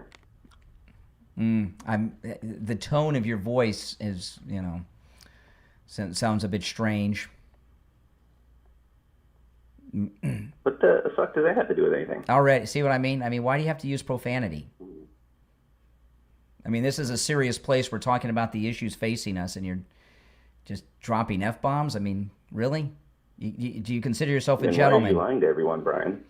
Disagreeing. Why are you lying to everyone, Brian? Disagreeing is not lying. No, not telling facts is lying. What fact have I lied about? So you are sitting there saying in California anybody can go up and vote. No, I was speaking with a gentleman who lives in California who told me that. And I told him a story that is available online right now that James O'Keefe dropped 2 days ago, where he was dressed as a Muslim and he was vouching for these friends of his that were dressed as Muslims to vote, and they gave them ballots. That's all over X, so you can watch it. That's what I was talking about. But there are places that you don't need ID to vote. Hopefully that asshole goes to jail. But again, with the profanity again. Why are you so classless? Why do you got to use the profanity, man? Come on. Because you're classless. Okay, I get it. All right, now if you're on hold, hang in there. My name's Brian. This is where MAGA comes to talk. And I want to take a quick break. When we get back, there is more to share. And I want to take a moment to talk about Chapter. If you're a Medicare recipient, listen up. Chapter covers the entire United States. So no matter where you are, if you're a Medicare recipient in the United States, they can help you, okay? You call Chapter. It costs you nothing. You'll speak to a licensed Medicare advisor, and they'll review your Medicare policy at no charge. They'll make sure that you have the right policy for you. They'll make sure that if you're paying for a supplement, that's the right supplement that you need, and you're not paying too much for it. And because Chapter is a national company, they have access to all the over 25,000 Medicare policies out there, okay? So they'll compare them all and make sure you have the right one. Give them a call, 805-754-3033. That's 805-754-3033. 805-754-3033. We'll be right back. What if turning 50 isn't about slowing down, but finally stepping into who you were always meant to become? For years, you may have been the mother, the partner, the caregiver, the professional, the one everyone else depended on. But when those roles begin to change, you ask yourself a new question. Who am I now? Author Melissa Whitkey offers women a powerful new way to look at midlife in the book, Reinvent Yourself After 50. Available on Amazon. At 53, while training for her black belt, author Melissa Whitkey was asked, why would you do that at your age? Her answer became something bigger than a personal challenge. Because getting older doesn't mean becoming smaller. This season can be about rediscovering your strength, reconnecting with your faith, listening to your wisdom, and becoming more fully the woman God created you to be. Through faith-centered insight, thoughtful reflection, and practical, actionable encouragement, Reinvent Yourself After 50 helps you let go of identities that no longer fit and confidently embrace what comes next. This isn't an ending, it's an unveiling. You're not behind, you're not too late. You are becoming who you were always meant to be. Order your copy of Reinvent Yourself After 50 from author Melissa Whitkey on Amazon and Kindle, paperback, hardcover, and free with Kindle Unlimited. Dreaming of South Africa? Experience breathtaking safaris, Cape Town, the Cape Winelands, the Garden Route, and some of Africa's most unforgettable destinations with Grand Crest Travel. From luxury accommodation and private tours to airport transfers, safaris, and complete tailor-made holidays, Grand Crest Travel's South African travel experts take care of your journey from arrival to departure. Visit grandcresttravel.co.za. That's grandcresttravel.co.za and discover South Africa with the people who know it best. On the line, we have Gina. She's a client of Jupiter Joe Thomas. Gina, how you doing? I'm doing great. How are you, Brian? I'm doing great, thanks. So you went and met with Joe Thomas about annuities. Can you tell me about your experience? I can't say enough good things about my experience with Joe Thomas. He's a straight shooter. He tells it like it is. He talks in plain language so that you know, because I didn't know anything about this stuff when I retired. So I walked into his office, and immediately I felt comfortable. And I said, look, I know nothing about this. I don't want to lose my shirt. So please guide me in the right direction so that I'll be set. And he sure did. And I'm very happy that I went there. And I even got my mother to join, too. Now I feel comfortable that I'm set, and I don't have to worry about running out of money. Yeah, there's nothing worse than running out of money before you run out of life, right? Exactly. Give Jupiter Joe Thomas a call and schedule your no-charge consultation. His number is 561-743-0999. 561-743-0999 and online, jupiterjoe.com. All right, Gina, thanks so much. Thank you, Brian. All right, we're back. Thanks, everyone, for joining. I'm Brian. This is Where MAGA Comes to Talk. If you're new, welcome to the program, and please subscribe. And if you could all like the video, that helps a lot, guys. When you like the video, you get the program recommended to people that have not yet found me. So please like the video before you forget. If you could do it right now, that'd be awesome. Okay, so yeah, I tell you, this second and non-consecutive term of Trump, for the very first time ever, these federal judges appointed by Democrats, right? Obama judges, Biden judges. There's probably some Clinton judges too still around. Any Jimmy Carter judges still on the bench? You never know. You never know. But certainly Clinton judges. These federal judges think that the president works and is accountable to them. It's so strange. And we get these ridiculous orders about the ballroom. And the ballroom, I've been talking about the ballroom for a while. This construction is not for the ballroom, okay? The ballroom is a cover story. This is not about a ballroom, okay? The bunker that the presidents have had has been there since Truman was president, and it was under the East Wing. It was very tiny. It wasn't very deep, and it wasn't up to the new weaponry that's going on. In fact, when Truman was president, there was a complete remodeling of the White House, right? They gutted the White House and rebuilt it. That was also a cover story to build the bunker and to reinforce the White House in case of nuclear attacks and things like this. So the ballroom is a cover for the new bunker that they're building deep inside that not only can handle nuclear bombs, hydrogen bombs, all those, but the EMPs. The ballroom building itself includes a militarized drone airport on the roof. There's a hospital there.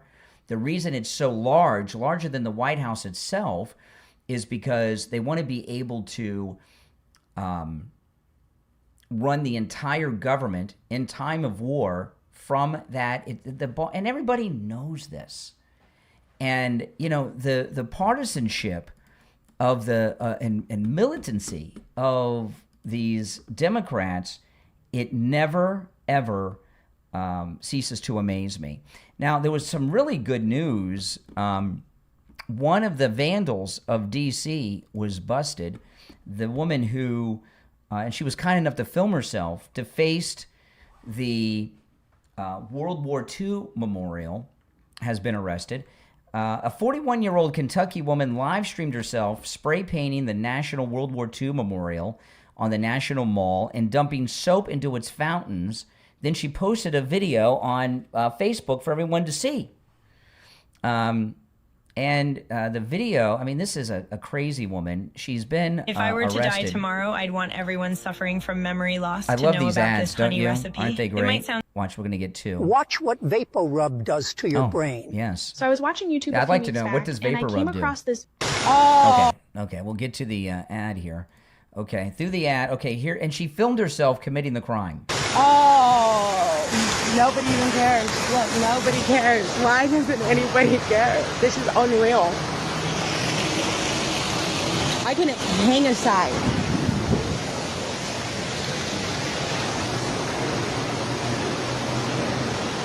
It was me. Unreal. Obviously a crazy woman. Oops. Well, I guess nobody's coming to arrest me. That's even fucking weirder. What is wrong with this place? It's nuts. You know, this woman, and she filmed herself doing everything. Based on some of these liberal callers I get, she's an average Democrat today in 2026, wouldn't you say? I mean, she obviously seems crazy to me, but I think she's your average Democrat. And she feels so justified in doing this that she films herself doing it and then posts it online. Crazy. Oh, pardon me. That one. Look what she did. Couldn't leave out pink. Yo, dead ass. I had my sister make an edit of the live, but anybody watching this, please make an edit of the live. Highlight the good parts. Make me look fancy. Get it all over the internet. Oh, Why yeah. the fuck didn't I get arrested? Well, you have now. You don't think that's weird?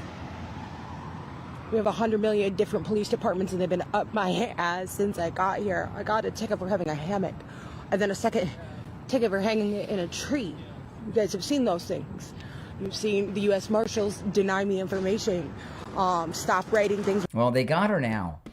And, you know, you look at the modern Democrat Party.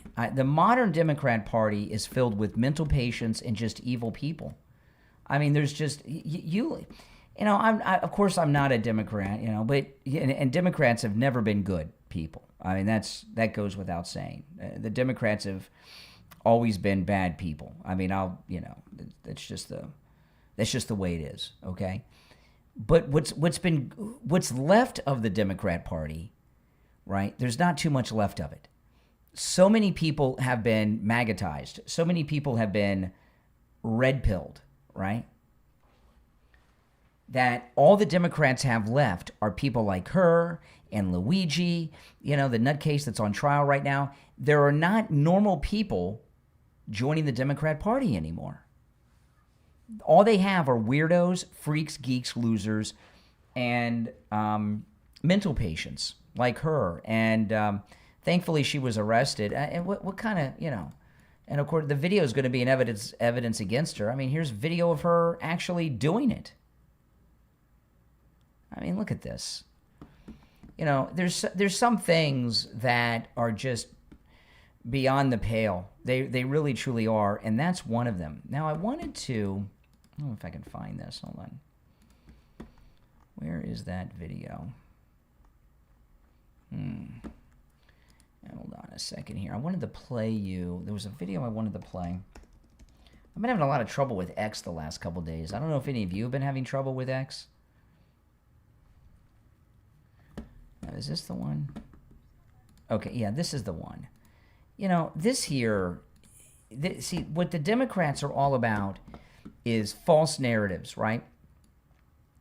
And this is such a strange false narrative. The TikTokers all saying the same thing, attacking Trump's America. I just got back from getting groceries here in New York, and I swear this receipt would have been $50, is now $100. I'm not even meaning to get that much stuff, it's just the bare essentials. Stuff for work, groceries, soap. MAGA Republicans continuing to raise tariffs only for that money to go back into their pockets while our groceries are being raised substantially. At what point does living here just become unaffordable? crazy paying $6 for gas in New York City, but it's even crazier paying $600 for groceries every week. See? Now you can't forget All all the paid other utilities TikTokers. like electric and home gas bill. Now remember, we all voted for Trump, so these prices can reduce, but we still haven't seen that change. See, we all voted for Trump. See, these are all MAGA people who are disillusioned, and they've turned their back because he didn't fulfill their promise. They've been trying to get that false narrative going for the last year. Because, you know, Republicans want to go to war instead of lowering the cost of living. It's not great having to see New York City fall apart like this because everything used to be more cheaper back then. Nowadays, we can't even afford anything unless we have like 6 jobs or 3 jobs, not being exaggerated. And the blame obviously goes to the Republicans. Every time I work my ass off to just earn a little bit more, this country brings the floor up to meet me. I've been busting my ass so that I'm no longer paycheck to paycheck, and I can save and enjoy my life and have a little bit better quality of life. And then MAGA Republicans go and start another war, and my grocery bills are back to being barely covered. I have to think carefully about how often I drive my car. I have to put off that little vacation I thought I could go on this year because it's no longer attainable. I am begging you to think very hard this November about whether MAGA Republicans have ever actually done anything to make your life better, or whether they have just given you excuse after excuse to justify your suffering. MAGA Republicans are ruining New York. Average rent over $4,000 for a Okay, see, now it goes on. And there's several of these videos. This is just the latest that dropped, right? There were some others yesterday circulating around.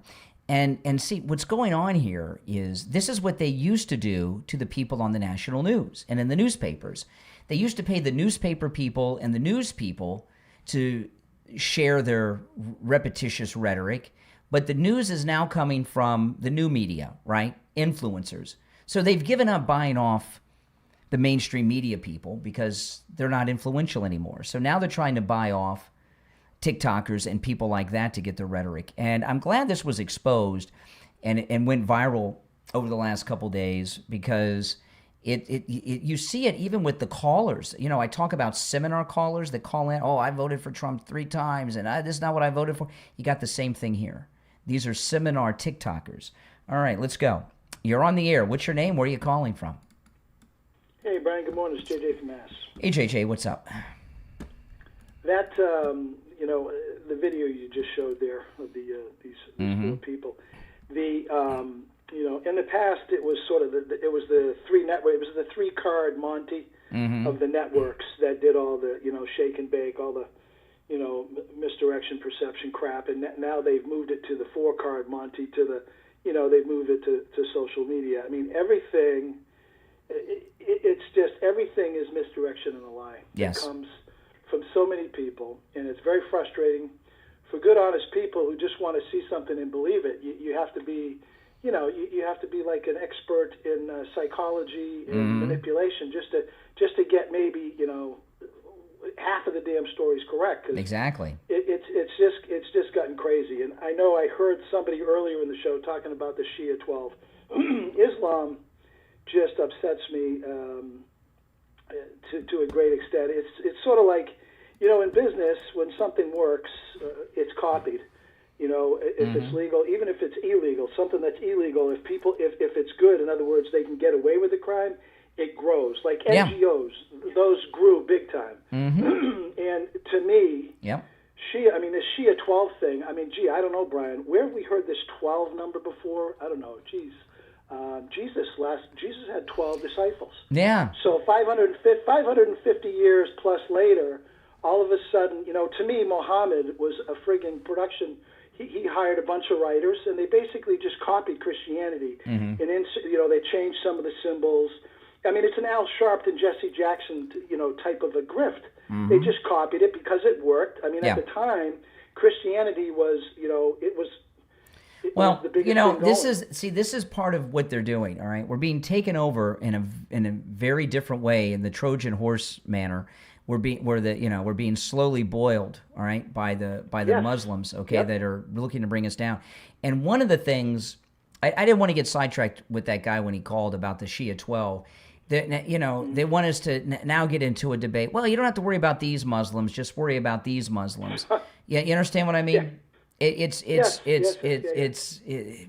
I'm not really going to go in that direction. It's just I am of the belief that Islamic culture is not compatible with ours. That's it. It's you know, not. And we just have a different view on how everything should be done in the world. So that's just the way it is. And it's and Ahmed, what their goal is get him in the Senate, get others in the Congress. Congress controls the purse strings, and cut off funding to Israel. They've told themselves that we haven't been able to wipe out Israel because they get all this money from the United States. If we can get enough people in the Congress, we can cut off the funding to Israel, and we'll be able to finally defeat the Jews. That's what they're all about here, in my view. Yeah, well, that's definitely part of it, without a doubt. I mean, they've got a lot of goals, but they basically utilize the same strategy. I mean, Al Sharpton developed the victimhood class. Mm-hmm. I mean, it's the same thing. Muhammad is the same thing. That religion does the same damn thing. Yeah. And it's just, I'm amazed that people are so busy hating on other people, or hating on Trump, that they can't see what's happening right in front of their damn face. Exactly. Like for instance, that debate between, I did not watch that debate. I had heard something about it. I didn't know what was going on. Well, I did, so I could talk about it. Talk about the Candace Owens debate. Yeah. Yeah, and I knew this guy. I mean, I had seen this guy Andrew Wilson, but it was mostly on a. Mostly, he just talks about women and morality and trying to get convince women who are being the the stuff they do now online where they do little videos of themselves. OnlyFans? What do they call this stuff? OnlyFans. OnlyFans crap. Okay, so basically prostitution over he's trying to convince them that that's worthless. That come back to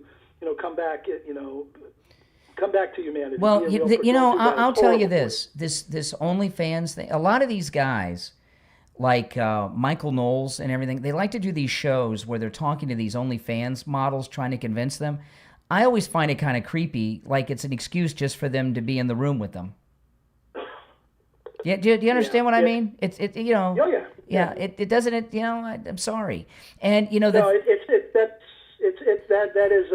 a little. I mean, I don't need to see that. It's like we all know it's bad. I think it should be shut down. OnlyFans. Yeah. We just had a big OnlyFans murder trial in Miami, where the OnlyFans girl killed her boyfriend. These girls, many of them, are in sexual servitude. They're being held prisoner and being forced. They're psychologically not there. They're being held by pimps, and to do these videos. And there's a lot of prostitution going on connected, and there's believe me, there was another OnlyFans. I don't know if she murdered the husband or just stabbed him, but there was another one a year or so ago. He was making her stay on live like 18, 19 hours a day because she was making so much money. So it's definitely a lot of prostitution. But a lot of them are being held against their will doing these things. I think a lot of women too. When I agree with you as far as getting rid of it, because I think there is a certain part of it. It's like the other day. I'm trying to think of the example you made the other day of not talking about. It's one of the people I think in Florida. Oh, the moron from that was born in Ukraine. Vindman. That testified about that loser. God bless. Talking about something and showing it. I think, there's a lot of, let's just say, naive girls that maybe look at some of those girls when they're doing these shows, that look at them and they relate more to them, and maybe they get inspired to, I'm not going to do what that guy says. I'm going to be like this girl. So I can't say that I blame them. I mean, if they're pretty, what are they going to do? Supposed to go get a job at McDonald's or the Old Navy or something, or try to be a millionaire like this, right? I mean, I understand the attraction to what they're doing for them, but anything that's in the sex industry, But these guys that constantly do these, I see them on YouTube. It pops up in my feed.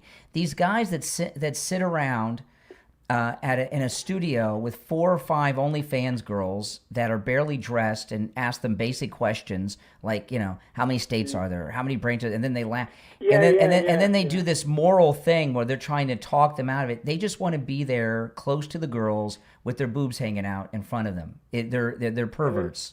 I'm sorry. It's perverted. My wife would kick my butt. My wife would kick my butt if I did. There was a story this last week I didn't cover because it was so ridiculous. Brett Cooper did, and I saw some others. Of course, Michael Knowles. Michael Knowles likes to talk about the evils of pornography and things all the time. It's and he, which is really weird. He's another one with the OnlyFans girls. There was an OnlyFans girl that was talking politics. Like conservative politics, and a lot of them were showing it on their podcast. I didn't cover it, and then it gives a link to her OnlyFans and I mean, it was so bizarre. I couldn't believe, but they're these. That's these, like a reverse. That story right there, Brandon. That's sort of like a I don't want to say reverse psyop, if you follow me. I mean, they're basically, look at this person. They're talking really good about MAGA, and yet they're pornographers. It's what they call it was a funnel to her OnlyFans. Okay, here's the thing.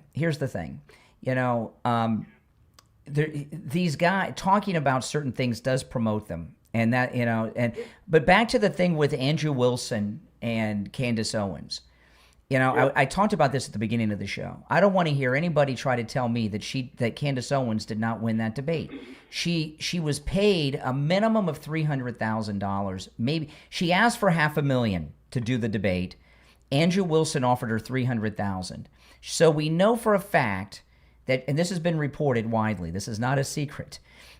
We know she got at least $300,000. Maybe Patrick, maybe 500. Maybe she negotiated. She got at least $300,000 to sit there with that guy, and Patrick bet David for a couple hours. How can you say she lost? I mean, that's a lot. And she didn't have to leave her house. It was in her studio. I think the only winners in that. I mean, look. No offense to anybody that you had to watch it, but I think the winners were the people that didn't watch it. I mean, you can't watching it. Debating a crazy person is just that's a no-win. Candace is, she's really gone nuts. Anything and everything with her, she's turned into like a psychotic, detective hamster on a wheel. She's constantly spinning on the wheel, or she's in a circle, constantly looking for the square. She can never find this. She'll never find the answer. What is it? Season 27, episode 99. It was, it wasn't the candlestick in the library or whatever. It was the Israel. This is the thing. Israel. This whole thing was a con job. Okay, for Candace, it was about the money. Okay, for the Andrew Wilson guy, I never heard of him before yesterday. So now people are talking about him. People know him today. I'm not impressed, but people know him. And Patrick Bet David, he knows how to inject himself in for publicity too. The thing is, there are certain people I don't talk to, okay? I won't talk to Nazis or Klansmen, okay? Yep. And that why? So the best thing you can do with Candace is not give her the credibility of going there and not paying her $300,000 to $500,000 for a couple hours of her time. I mean, give me a break. Yes. I haven't. I stopped. I followed her a little bit in the beginning, and I was just kind of happy. I always get happy when I see somebody, when I see them in their life, and I recognize or realize that they've figured out the grift, so they're not getting played anymore. It's kind of like an awakening. It's an epiphany moment, and I'm always happy when I see somebody. It's almost like coming to the light. It's like coming into Jesus, realizing that you've been lied to. And I mean, I always, and it's sort of like, and even myself in my life, when you figure something out after you finally realize what happened here and there. It's like when I look at Tucker Carlson. I mean, I look at him now as, Tom Cruise. A lot of people think, pick whoever you think is the best actor ever. If it was whoever it was. And a lot of people now might say Tom Cruise, but to me, one of the best actors is Tucker Carlson. because he has played people left, right, upside down, and backwards, and he's banking money. I just never thought that about him, but he's basically he was AOC with a bow tie 30 years ago. Well, you know, I'll tell you, there's he's an actor. listen, I'll tell you about Tucker in a minute. Just finish up with this thing with Charlie Kirk. I believe that there is a conspiracy behind the assassination. That shot was like the American sniper took it. I mean, you know, and I'd be very interested to know. I believe the shooter's the shooter. Don't get me wrong. I'm not saying he wasn't the shooter, but I'd like to know how he learned how to shoot like that. You know, you're that far away. You hit a target like that. You know, I mean, you know, I was at the gun range last Saturday with my friends, and with my 9mm, my 38. One of my friends brought his AR-15. Had a great time. We're shooting all these guns, and I mean, I've been shooting all my life, and I'm a pretty good shot, but I didn't hit the body. There were a lot of shots that didn't hit. When I first fired that AR-15, I didn't hit dead center. How did this guy in one shot get such a lucky shot? You know, these are the things.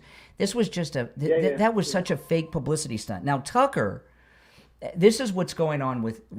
And by the way, I'm not saying money is bad. We all do these things. This is what I do for a living. Well, making money, money's not bad. You know, it's just and you know, my agenda is to make money to support my family and everything. And I'm very blessed that this is what I've been doing my whole life, and I can get paid to do this, which is awesome.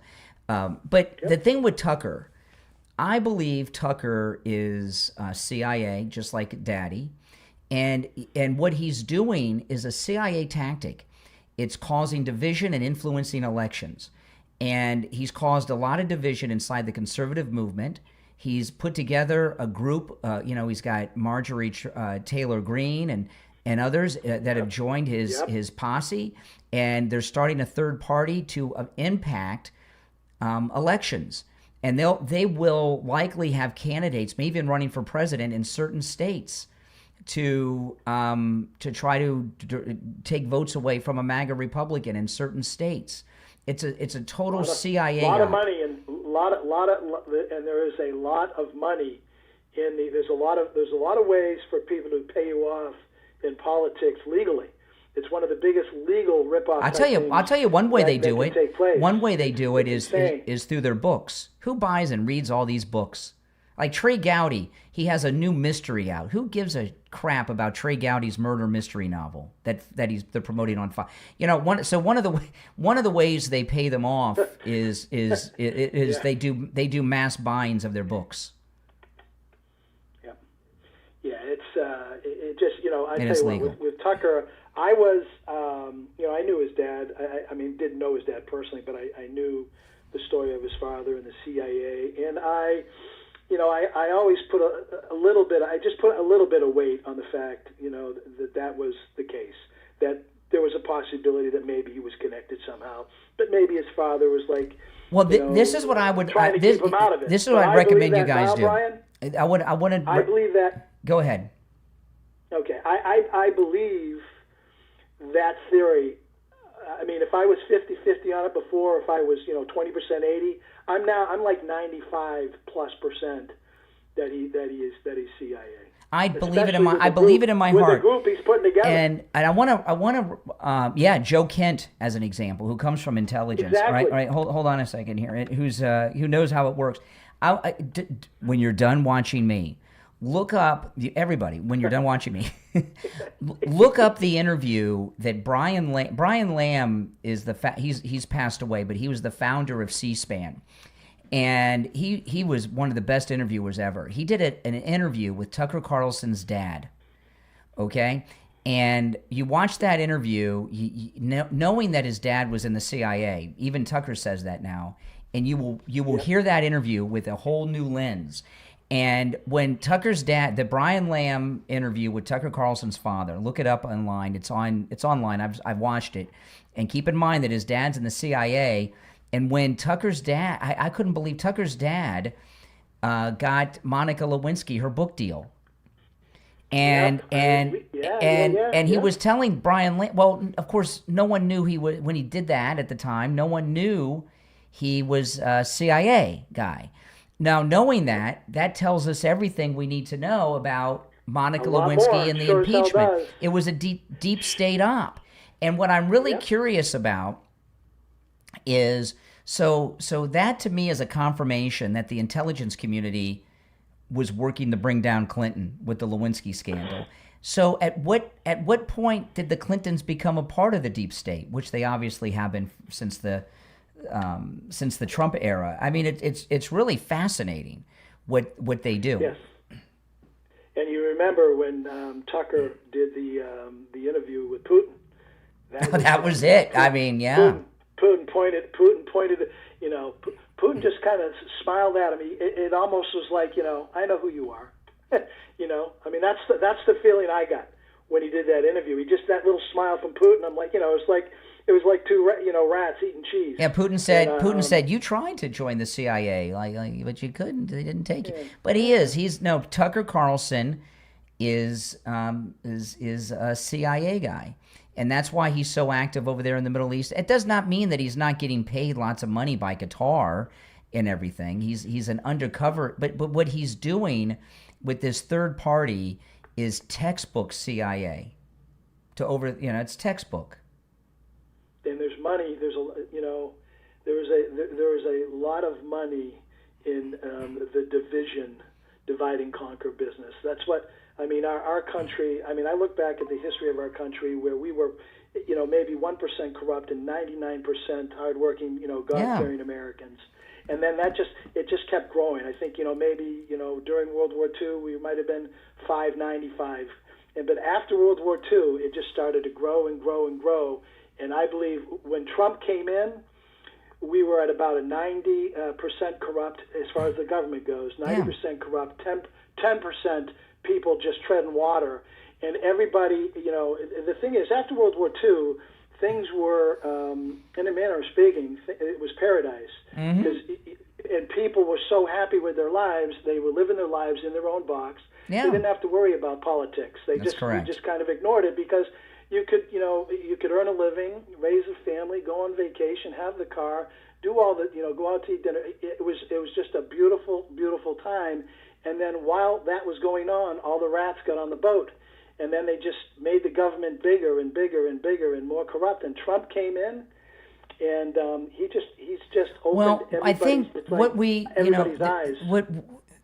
This is what we've learned with the Trump era. President Trump is the only president in the modern era that has not been a part of the political establishment and chosen. Most of these presidents, I mean, I'll give you an example. George W. Bush was a complete clown, loser, spoiled rich kid his whole life. He was a drunk. He couldn't hold down a job, nothing. His dad was both FBI and CIA. First one into China. And president and vice president, the ambassador to China.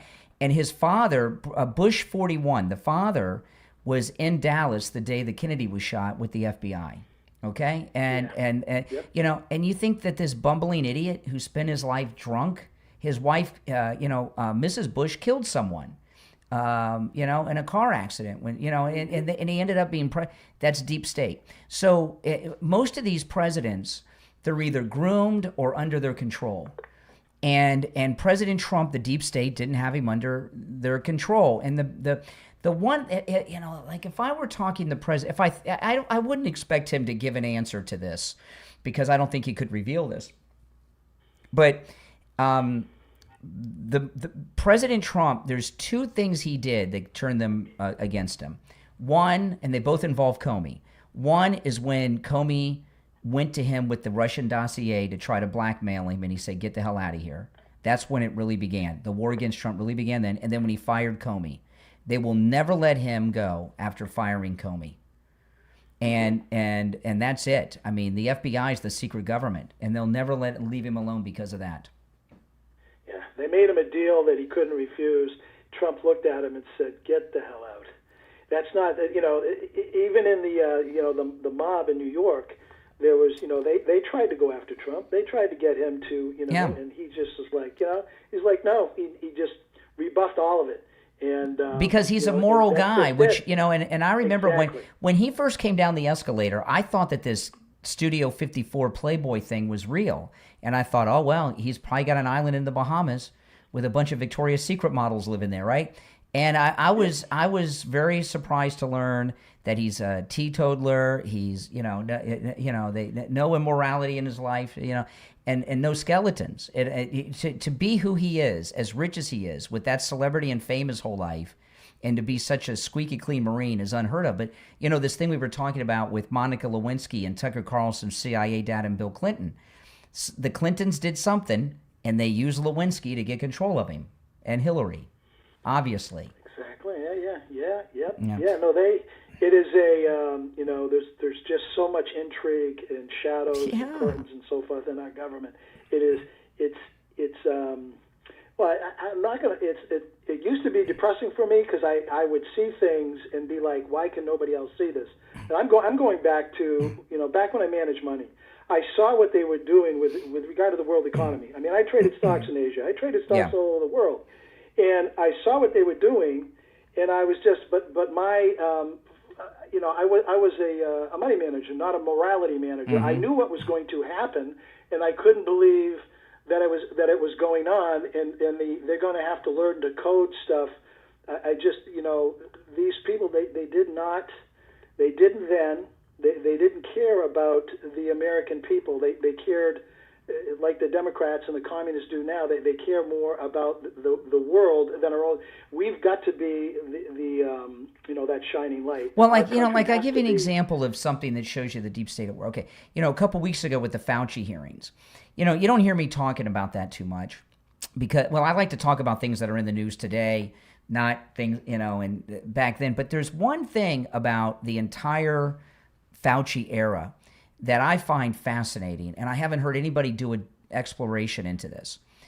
All the people that died around the world, not one famous leading politician did. And they're all old people, like the Pelosi's. I'm not talking about like Herman Cain. He was not an elected official. How did we go through that entire period and worldwide when most of Italy died, in these things, not one senior office holder died in the world. The one that came the closest was Trump when Amy Coney Barrett gave him the COVID. And I've always been kind of curious how that happened, right? With all my air conditioning guy died, from it, what I mean? That put in an air conditioning for me years ago. We all know people, right? But no in power politician worldwide. Those are the kind of things I look. That's deep state at work. To me, I got to agree with that 1,000%. I look at, listen, I don't talk too much about, let's just say medicine. I've been studying medicine since my very first class in college was infectious immunity and infectious disease. Yeah. And I've been reading, the medical research and journals. My sister was in the medical in Boston at Harvard, The Harvard International Office is like that's part of the J1 visa scam. I mean, they also do anyway. I know it's all a racket. It's all a racket. Well, listen, I'm going to run now. I want to say, okay, I mentioned this earlier in the show. I want to mention it again. You may have noticed I'm talking longer to the callers than you might be used to me talking to. Right? When I'm doing the radio show during the week, I am under a time clock like no one's business. Okay, I got to take a break at 13 after, 27 after, and 43 after, and then at the top of the hour. And I've got a commercial schedule with calling. I have commercials here too. This is sponsored, and of course, but I'm not on the. I'm not. I'm on a whole bunch of radio stations, so I have to stay on clock for the multiple radio stations because different recorded commercials play on different radio stations. So what you guys can, and I don't hold callers through breaks because I think that is anticlimactic, So I very rarely do I do that. So I'm just not under the time clock crunch that I am during the week on the radio show. So whenever you hear me in the afternoons doing the program or on the weekends here, I'm always more, you've got more time. In other words, listen, you're not being, Brian, you're not being rude on you've got a schedule to keep. You're not being rude. Exactly. You just got to move the show along. I got to move the show along really fast. That. Yeah, exactly. Yeah. You know how exhausted I am when I get off the air at 9 o'clock? Oh, my goodness. Oh, my I can goodness. imagine the brain. To me, sometimes my brain hurts after one of your shows from so much stuff going on.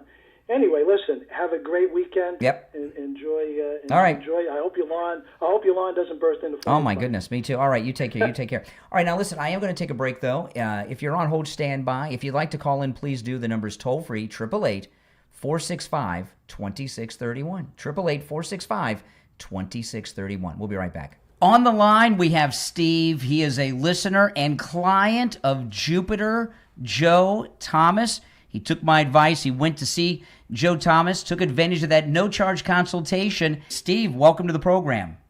Thank you, Brian. So tell me about your experience with Jupiter Joe Thomas and annuities. Matter of fact, 3 years ago to the day, my mom passed away. And it's when I found out that my mom and dad left me, my brother and sister, a nice inheritance. And when I heard the advertisements on your show, I said this would be a great investment because I retired 25 years ago, 2001. And I got a good pension. I'm a retired police officer. But 25 years later, that pension does not buy anywhere near what it bought 25 years ago. I heard about Joe and how I could increase my income with these annuities. It battled the inflation because my pension was just not buying and taking care of me as it did 25 years ago. And Joe and his family, his daughters and his son, they were so nice and accommodating, and they asked me what my goal was, and my goal was specifically to get a monthly mailbox money checks from these annuities. And the second thing was to leave a nice inheritance for my kids like my parents did for me. And he was great. I can't say enough about him. You did something with your inheritance so few people do. Most people get that inheritance. They buy a new car, they buy a new house. You got it in annuities, and now you've got that guaranteed income each and every month for the rest of your life. You got that right, and I'm telling you, it's a godsend. I can't thank Joe and his family enough.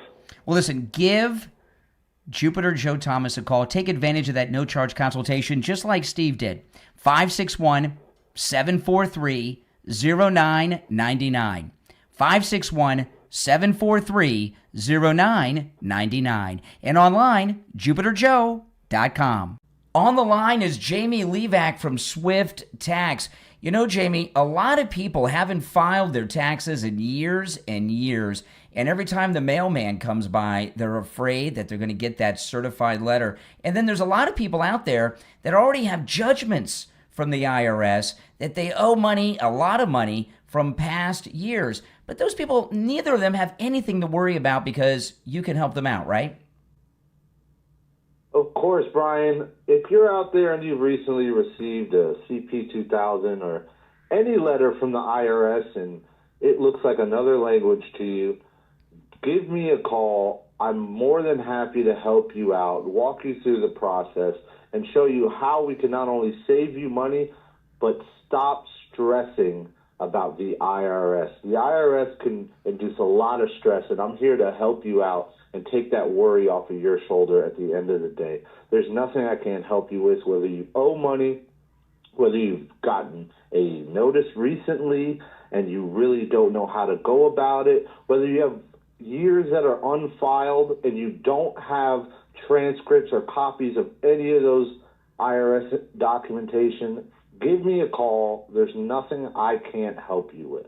Jamie Levac at Swift Tax can help you no matter where you are located in the United States. And you know, Jamie, a lot of companies, you were telling me about this, and this blew my mind. A lot of companies I hear advertising nationally charge a boatload of money, and you're going to help people for just a small fraction of what those big national companies are charging. Absolutely, Brian. If you have any judgments with the IRS, if you've recently received a notice, or if you have unfiled back taxes, give me a call. I'd be more than happy to help you for a fraction of the cost.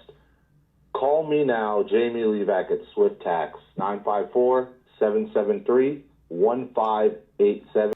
Okay, now we're back. Okay, we're back, everyone. I had a brief moment where I didn't unmute the mic during the break. Sorry, I forgot.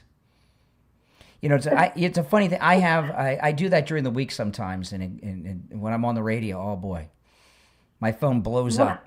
Unmute the mic. No, you know, I just wanted to ask you a quick question. Yeah, sure. I was just seeing a correlation, and I really I value your opinion. Oh. But I think it's kind of interesting how these individuals who were at one point in time like supposed, you know, Trump, and then all of a sudden they want to start a new whatever party, like, and then also, but the DSA trying to take over the party. Don't you find that and it's happening at the same time. Well, the Democrat Socialist, I don't think they're related. The Democrat Socialist of America are modeling their plan after Trump's plan of draining the Republican swamp, right? Because they're targeting and primarying out people they want out, right? So that's a similar. I think it's just a coincidence, the two. I don't think our deep state is trying to take down the Democrats. Well, I mean, it would be one way of, you know, creating a one-party system, which I thought at one point in time was their objective. Well, we've had a one-party system until Trump, the uniparty. We just didn't know it. We had the illusion of a two-party system. But I mean, to recreate the illusion, perhaps. Yeah. I mean, because it just seems too coincidental. The other thing too is I forgot what the guy's name is. I don't know if you saw this, but he did an interview. The guy that worked for Obama, and then he was the mayor of Chicago. He was really big in. Yes, did you see that? Which one? I've seen a couple interviews with him. He did an interview where he basically told the DSA to get out. Yes. He said that you have your own party. We'll see you in November. But you know what, though? Get out of our party. The Democrat Socialist of America, it's an interesting thing. Rahm Emanuel was Obama's first chief of staff, if you guys remember. And then he left and became mayor of Chicago. Okay. The Democrat Socialist of America, Obama's behind all of it. This Ahmed guy and all of it. Obama's behind all of it. He's the reason we have them. He's the one that brought all the Muslims here to do this. And it's kind of interesting that Rahm Emanuel is working against the Obama agenda. Yeah, I just found that really interesting. I mean, now all of a sudden you're seeing all these people like rise up and say, well, Rahm Emanuel is Jewish and very pro Israel. He volunteered in the Israeli army during the Gulf War, you know, doing I think he did auto mechanic work. To change tires or something. You know, a lot of times, a lot of Jews volunteer to do things in the Israeli army to free people up in the army to fight or to do combat. You know, so he did that. So, you know, the anti-Semitism and the Muslims and everything else in the DSA probably have Rahm Emanuel upset. It seems like there's so many like interesting correlations.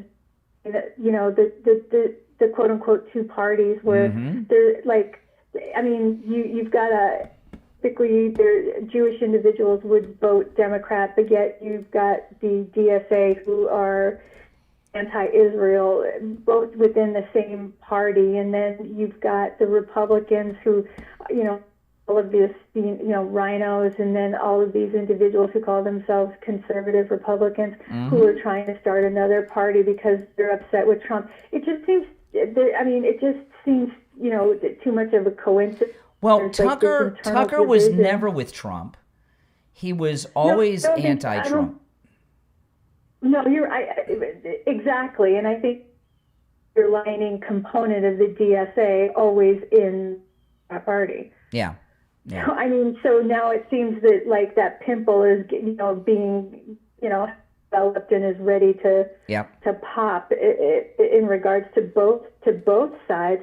But it's the DSA is, I mean, it's the Democrat Party umbrella that I don't think that's big enough to have all of the anti-Semitism and the pro-Israel. Well, with the Democrat Socialist, I talked about this during the week a couple times this last week. I think they got a false impression to the popularity of Muslim socialism in this country because Mamdani became mayor. And a couple things. New York is one of the most liberal places in America. There are idiots there. And they had an incredibly low turnout, and he got elected on a fluke. But they read that as America's ready for Muslim socialists. Let's go. And they made their move. Mm-hmm. And obviously the country's not. Abdul's polling very low, according to CNN, the lowest of anyone in Michigan in this century. They were saying, did you hear any scuttlebutt about people are saying that the Democrats ended up taking the election from the DSA in Wisconsin candidate for governor? That's probably what happened. Yeah. That's probably what happened. And there's that the guy Kornacki on MS Now, when they had those 5 thumb drives, and then they had a ballot dump, and you see him speechless there. And many people believe, and I believe this is true, that he saw that ballot dump come in, he realized what had happened, and he didn't know how to spin it because he was live on the air. And I just remember, it's a lot of similarities to on 2020, to be completely honest. And that girl's child, Hong is a CCP. I have no doubt in my mind she's CCP. No doubt. Oh, of course not. But the fact that they're able to actually just and take it whenever they want it is completely amazing. That's America, man. I mean, well, but you got to understand, they only are able to do that. It's a number one. It's a Democrat primary, okay. Mm-hmm. So it's not a statewide. And if we have a low voter turnout, like as an example, here in Florida, I went and voted yesterday for Byron Donalds. I voted early. The early vote numbers, Republicans have turned out in tens of thousands of more Republicans have voted here in Florida in early voting and mail-in than Democrats. This has never happened. So we have momentum, and we're swamping them at the polls. If we have a high turnout, we can stop them, just like we did in 2024. They can only do this when we don't have a huge turnout, and we've got to vote early. I can't help you in California. You guys are lost. I mean, Steve Hilton's done. Until we get the Save America Act, California's lost. Do you think, in your opinion, that he's going to end up calling it that Trump card that he has in regards to the election, declaring an emergency? Well, I interviewed Steve Hilton once on my podcast. I've always been a little suspect of Steve Hilton because his wife works for Facebook and he lives in Silicon Valley. So, and he's famous and connected because he was a top aide to Tony Blair, who's one of the fathers of globalism. So while I was talking to that guy from San Diego earlier, I said, there's no way they're going to let Steve Hilton win. Well, maybe. It depends if he's in with them or not. Is he really MAGA, Steve Hilton, or is he in with the globalist? Well, my question is in regards to whether or not Trump's going to do the Trump card in regards to the election emergency declaration. No, that would never, no. You don't think so? No. And another thing with that is that what a dangerous precedent. This whole impeachment, like they impeached Trump, 3 times? They want to do it every weekend if they take over the House. When Bill Clinton, this is all a response. Everything in the United States law really is done on legal precedent. And once you set a precedent, that's the way it is. So if Trump were to do that, that would be the new thing. That's all the Democrats would do in the future when they're in power. No, so he won't do that because he knows. So the SAVE Act is going to have to wait until we get. The SAVE Act will be, senators in there? Exactly. But once it's in, it'll be in forever. Well, yeah, but I mean, it kind of makes sense that, to declare, an emergency in regards to the election because of all the proof that we have that we, people who are voting that shouldn't be voting, people are getting paid to vote, they're being told who to vote for. I mean, there's a lot of. Well, if you guys have noticed, I don't. In the primaries, I don't do too much election coverage during the primaries, unless there's some high profile media cases. But I was talking about this earlier. Some people have called me on the air about the primaries. And if you notice, all of those callers, they all ask this, they want like a voter guide. Oh, where can I find a voter guide to tell me who to vote for and who not to vote for? And when I hear that, to me, that tells me I'm talking to a Democrat. Democrats are all into voting guides. That's a big Democrat thing. Republicans have never been in the voting guides. That's a Democrat thing. And they have black voting guides. They have gay voting guides. They have Democrat voting guide, union voting guide, all these voting guides. And they also have fake ones, right? You know, I mean, it's just, there's a lot of, Democrats are accustomed to being told who to vote for. You know, it's a mess. Well, God help us. That's right. We need the help. All right. Appreciate the call. All right. You take care. You take care. All right. Now, if you're on hold, stand by. If you'd like to call in, please do. The number is 888-465-2631. 888-465-2631. It's a toll-free call no matter where you're watching. And the number is toll-free and pinned in the live chat. All right. You're on the air. What's your name? Where are you calling from? Oh, Carly from Florida. Yeah, I voted yesterday for Byron Donalds. You're right. They matched the signature up. It took me 10 minutes to vote because where I live, it's not like Palm Beach County where I have to wait for anything. But yeah, did you see the wonderful thing Trump did yesterday? You know, I watch his rallies all the time. You think I've seen at least 1,000 of them. You see what he did to that lady? He went up to that lady in the audience. Who's lost her son? Yeah, her 12-year-old son was killed by the stray bullet. Yeah. You know, and the secret, and the Secret Service, like, oh, what's he doing? What's he doing? You know, they're following him everywhere. And, he does stuff like that spontaneously. He's done that before. And, they don't show that. Nobody showed that yesterday. Not even Fox showed Really? that. I saw it all over the internet. No. On the internet, but they didn't really, Fox only goes to his rallies, like, when they feel like it. Now. Really? News Nation, believe it or not, shows the whole thing entirely. And they're kind of a new thing. They're kind of half lib and half. I don't mind News Nation. News Nation's all right. Well, they have Como on there, so they have to be half libtard there.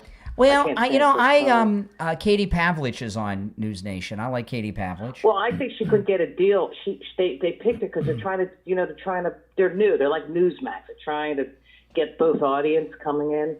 And maybe she couldn't cut a deal with Fox. She wanted her own show. I don't know. She used to follow me on X, and she unfollowed me on X. I don't know why. I don't know what I did. Yeah, I know. Katie Pavlich. She's really good. Yeah. I'm surprised. I posted something she didn't like. Oh, in California, boy. So basically, people live there, for weather. That's what it sounded like. That one guy that called San Diego. It's a shame because they ruin a beautiful place, and it's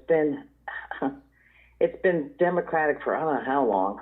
I mean, when the Save America Act is the law of the land, California will go Republican. That girl that calls all the time in California, she seems like such a nice lady too. There's a lot of there are more Republicans in California than in Florida. Wow. We don't have one county or something that rules over the other. There's 67 counties, and there's 4 or 5 that are Democratic. There's more than that, but the big counties are the Orlando area, Orange County, which is where Orlando, Disney World is. Democratic, and of course, what they're trying to do, and of course, Broward is. Broward's the worst, the most corrupt. It's the worst machine in the country. Yeah, and I like I said, I'm on the West Coast, so yeah. I would say it's pretty red over here. No matter what county you go to, Florida really is a lot bigger than people realize. People don't realize how big Florida is. It is. Oh, it is. Yeah. And it's all the people, all the dingbats that call you up all the time. Like that guy he's so stupid. The guy from Which Texas, one? Doc. Oh, Doc from Texas. Yes. He's so dumb. It's almost insulting him. It's almost like I feel like I'm losing brain cells when he calls, and I'm sure everybody else thinks that too. He's so dumb. It can feel that way. Makes no sense. Yeah. Huh? It can feel that way for me too. Absolutely. It's so silly. It's like, why does he call? He should listen to him, repeat himself, and it's like, oh man, I did sound dumb. But I'm thinking. Well, no, what happened I'll tell you about Doc. Okay, Doc used to be a pretty good caller. He was always liberal, and he was coming around. And I told him, I was like, you're on the verge of being red pilled. And ever since I told him that, he's just lost his mind. He hasn't been the same a lot since. of it, but then you have those dopes like Renee from Harlem. What an idiot that guy is. Renee from Harlem's he's a mental patient. I think he's Renee from Bellevue in New York. He's a racist. He calls you a racist. He's a deep racist. And he's a mental patient. Reparations. Yeah, he's a mental patient. Mental patient. Yeah. It's funny because most of the young men, most of the people that call, I've been listening to you guys for at least 6 years, and most of the weirdos that call are all men. Yes. You don't have really weirdo women calling you, and not very often. Unfortunately, you maybe should take a. It's weird because I listen to some of the young guys when the Epstein files was happening. Oh, they're obsessed. My husband and I laugh every time in the morning. How do you like a pedophile? And these guys sound like they're 21 years old. They're calling you. They just like to say pedophile. They like to say pedophile. It's you never hear a woman call up and say, hey, Very rarely. I think rarely. That goes, what's that saying? And I'll tell you, a lot of women listen and watch this program. A lot. And but the weirdos generally are men. Liberal men. Well, I do notice in most of the call, I know you'd like to lure them in, and then I'm thinking to myself, God, they're so stupid. Why is he giving him 10, 15 minutes and he sucks? Okay. I wanted to share this. I played this at the very beginning of the show, but that was like a couple hours ago. There's certain things that are universally good. There are certain things that are 100% nonpartisan. But Trump derangement syndrome is so deep in the bones of people, they can't see straight. Listen to this. This is President Trump at his rally yesterday with the police. Oh, I just lost my mouse. Can you believe this? This happened to me the other day. My mouse disappeared on me, and I can't play it now. Hold on a second here. I might have to get a new mouse, because this is the second or third time this has happened to me in the last week. And I don't know why. Yep, my mouse has disappeared. Okay, I got it back. Okay. I just had to unplug it and plug it back in. Okay, so this is President Trump at his rally last night talking to the police. Listen. And last year, there were over 3,100 fewer murders than the year before I took office. Remember? Now, think about that. I wrote these down earlier because this is huge. Okay, so there were 3,100 fewer murders last year because of his fight on his war against crime. Last year, there were over 3,100 fewer murders than the year before. Okay, who could be against that? There are things that are universally good, and this is one of them, okay? And I don't care, how liberal you are, you're against people being murdered, right? Well, there's 3,100 people in this country that were not murdered last year and are alive today because of President Trump. And last year, there were over 3,100 fewer murders than the year before I took office. Remember this, though. And we allowed, through this stupid open borders policy, 25 million people to come into our country. Many of them are now gone, but 25 million people, that's the number, that's the real number, to come into our country. Many of them, the people I just said, drug dealers, prisoners from all over the world. They came in from the Congo, they came in from South America. They were in, and despite that, we have the best crime record in recorded history. 2,000, think of this, rapes, 10,000 fewer. We had 10,000 fewer rapes than the year before. 1 million fewer assaults. Okay, so listen to these crime stats. 3,100 people are alive and were not murdered because of President Trump's fight against crime, like sending the soldiers in the D.C. and the other cities. Think about that. 10,000 women were not raped because of President Trump and his policies, whether it's his fight on crime or shutting down the border and the deportations. 10,000 women were not raped last year. 3,100 people not murdered, and 1 million assaults did not happen. We had 10,000 fewer rapes than the year before, 1 million fewer assaults, robberies, burglaries, thefts. The numbers, every single number, is the first time it's ever happened. Every single number is the lowest number in recorded history. Fewer murders, fewer rapes, fewer assaults and violent crimes than in the history of the country. And those of you that are liberal, okay, think about this now. Those of you that are liberal, how can you be against this? You know, this is one of those times where you could show you're not some pod person suffering from Trump derangement syndrome. You commend President Trump for having 10,000 people not raped. You're happy that 3,100 people were not murdered, but you're so deep in your Trump derangement syndrome, you can't get yourself to do it. Now, if you'd like to support my show and support my content, support my channel, support my podcast and everything I do, become a Patreon supporter. You know, if you become a Patreon supporter, there's a link in the description of the video. You get access to a lot of exclusive content, including my Patreon-only live streams that are on the Patreon platform, where I talk about things I cannot talk about here or anywhere else, and that's a daily live stream. So check it out. The link is in the description of this episode to my Patreon page, and become a Patreon supporter. But you know, the Trump derangement syndrome is so deep in the bones of liberals, you can't see straight, right? I mean, who could be against a mass reduction in the murder rate? It doesn't even make sense. But believe it or not, they are. Now, I wanted to play some audio here. This is nuts. These were some things I couldn't play on the radio yesterday because of the language and things. Here's one. These are some clips of Abdul's sister, okay? Abdul, who's the Democrat Socialist Muslim running for Senate in Michigan. Here's his sister. Hi, my name is Iman Abdelhadi. I'm a member of the American Sociological Association, and I'm voting yes on the resolution for justice in Palestine.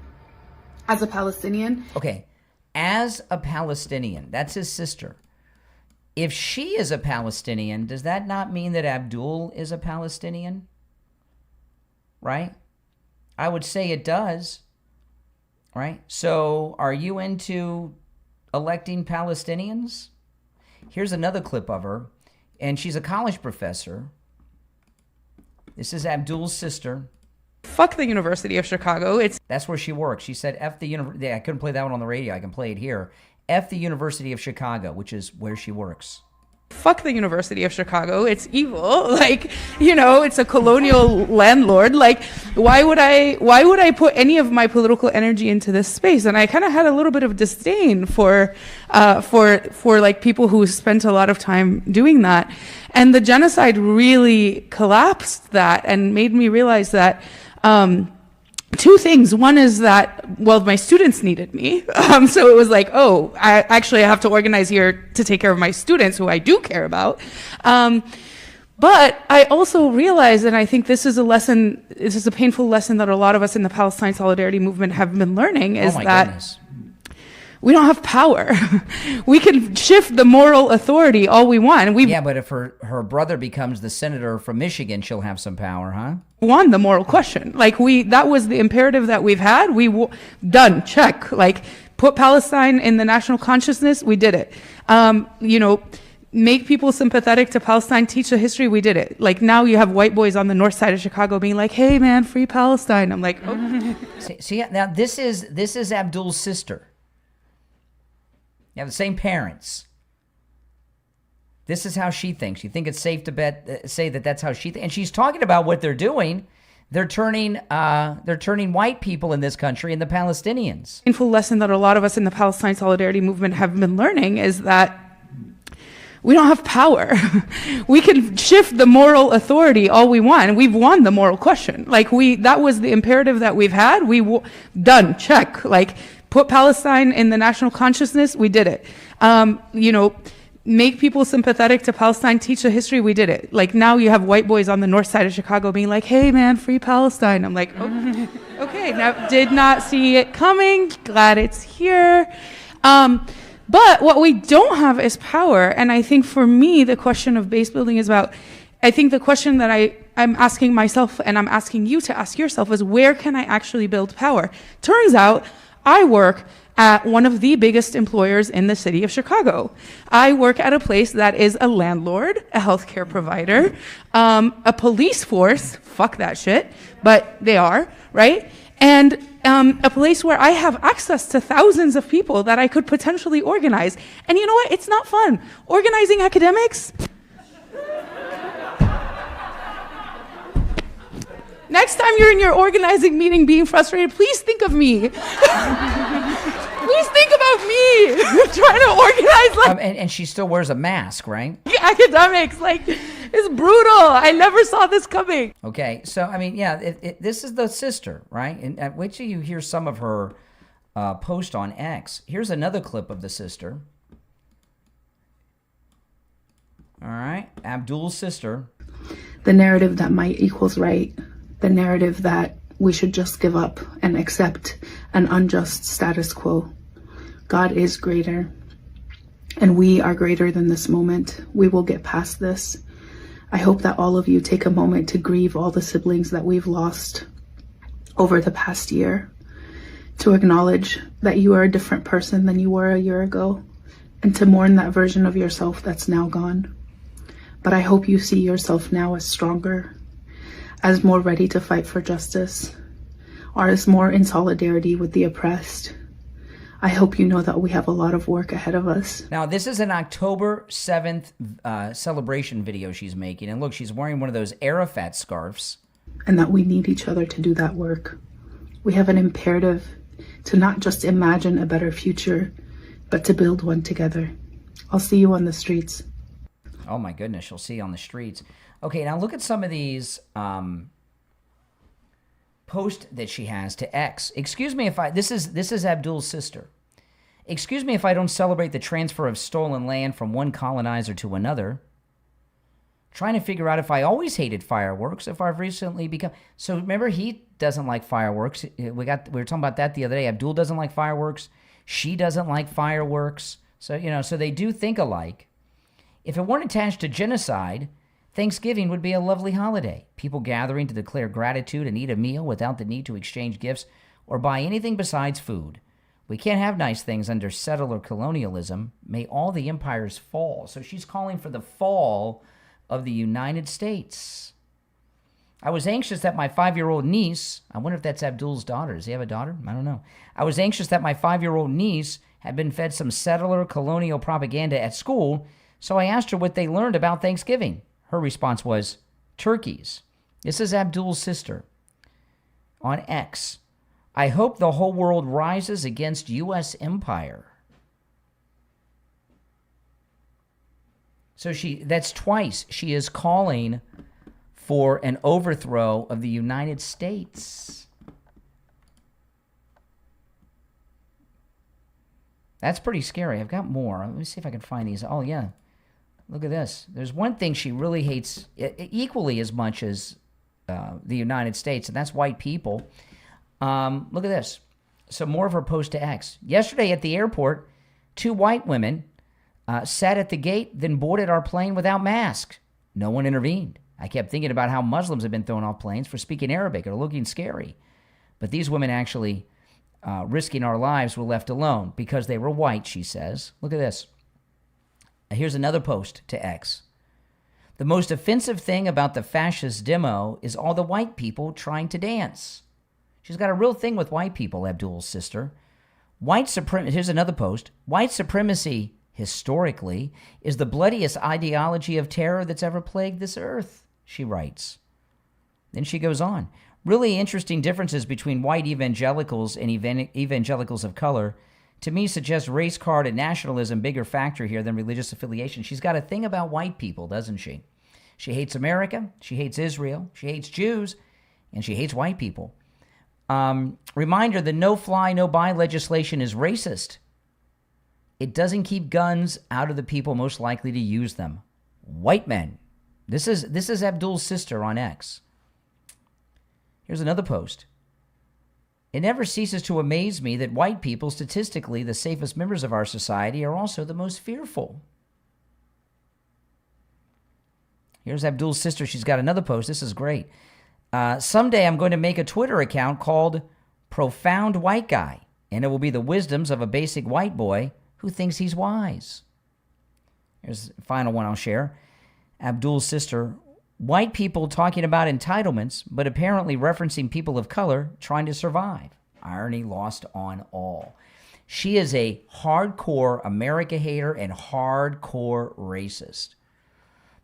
Is it possible that she is she's out of touch with Abdul, or is this the mindset of the entire family? I think it's most likely this is the mindset of the entire family. And, you know, it really goes to the associations of Abdul, right? It's not just Hassan Piker. His sister talks just like Hassan Piker. So you look at the associations of Abdul and his sister and his friend, Hassan Piker. They speak the same language, have the same hate, want to bring down the same countries and same people. I mean, this is what they have. And he's going to lose. Think about, as we get closer to the election, more and more is coming out about this guy, I promise you. Now, if you're new to my channel, to my program, make sure you subscribe. I am live every day of the week, weekdays and weekend mornings, and most afternoons. If I'm in the studio, I'm always taking live calls like you've heard me do on this program, okay?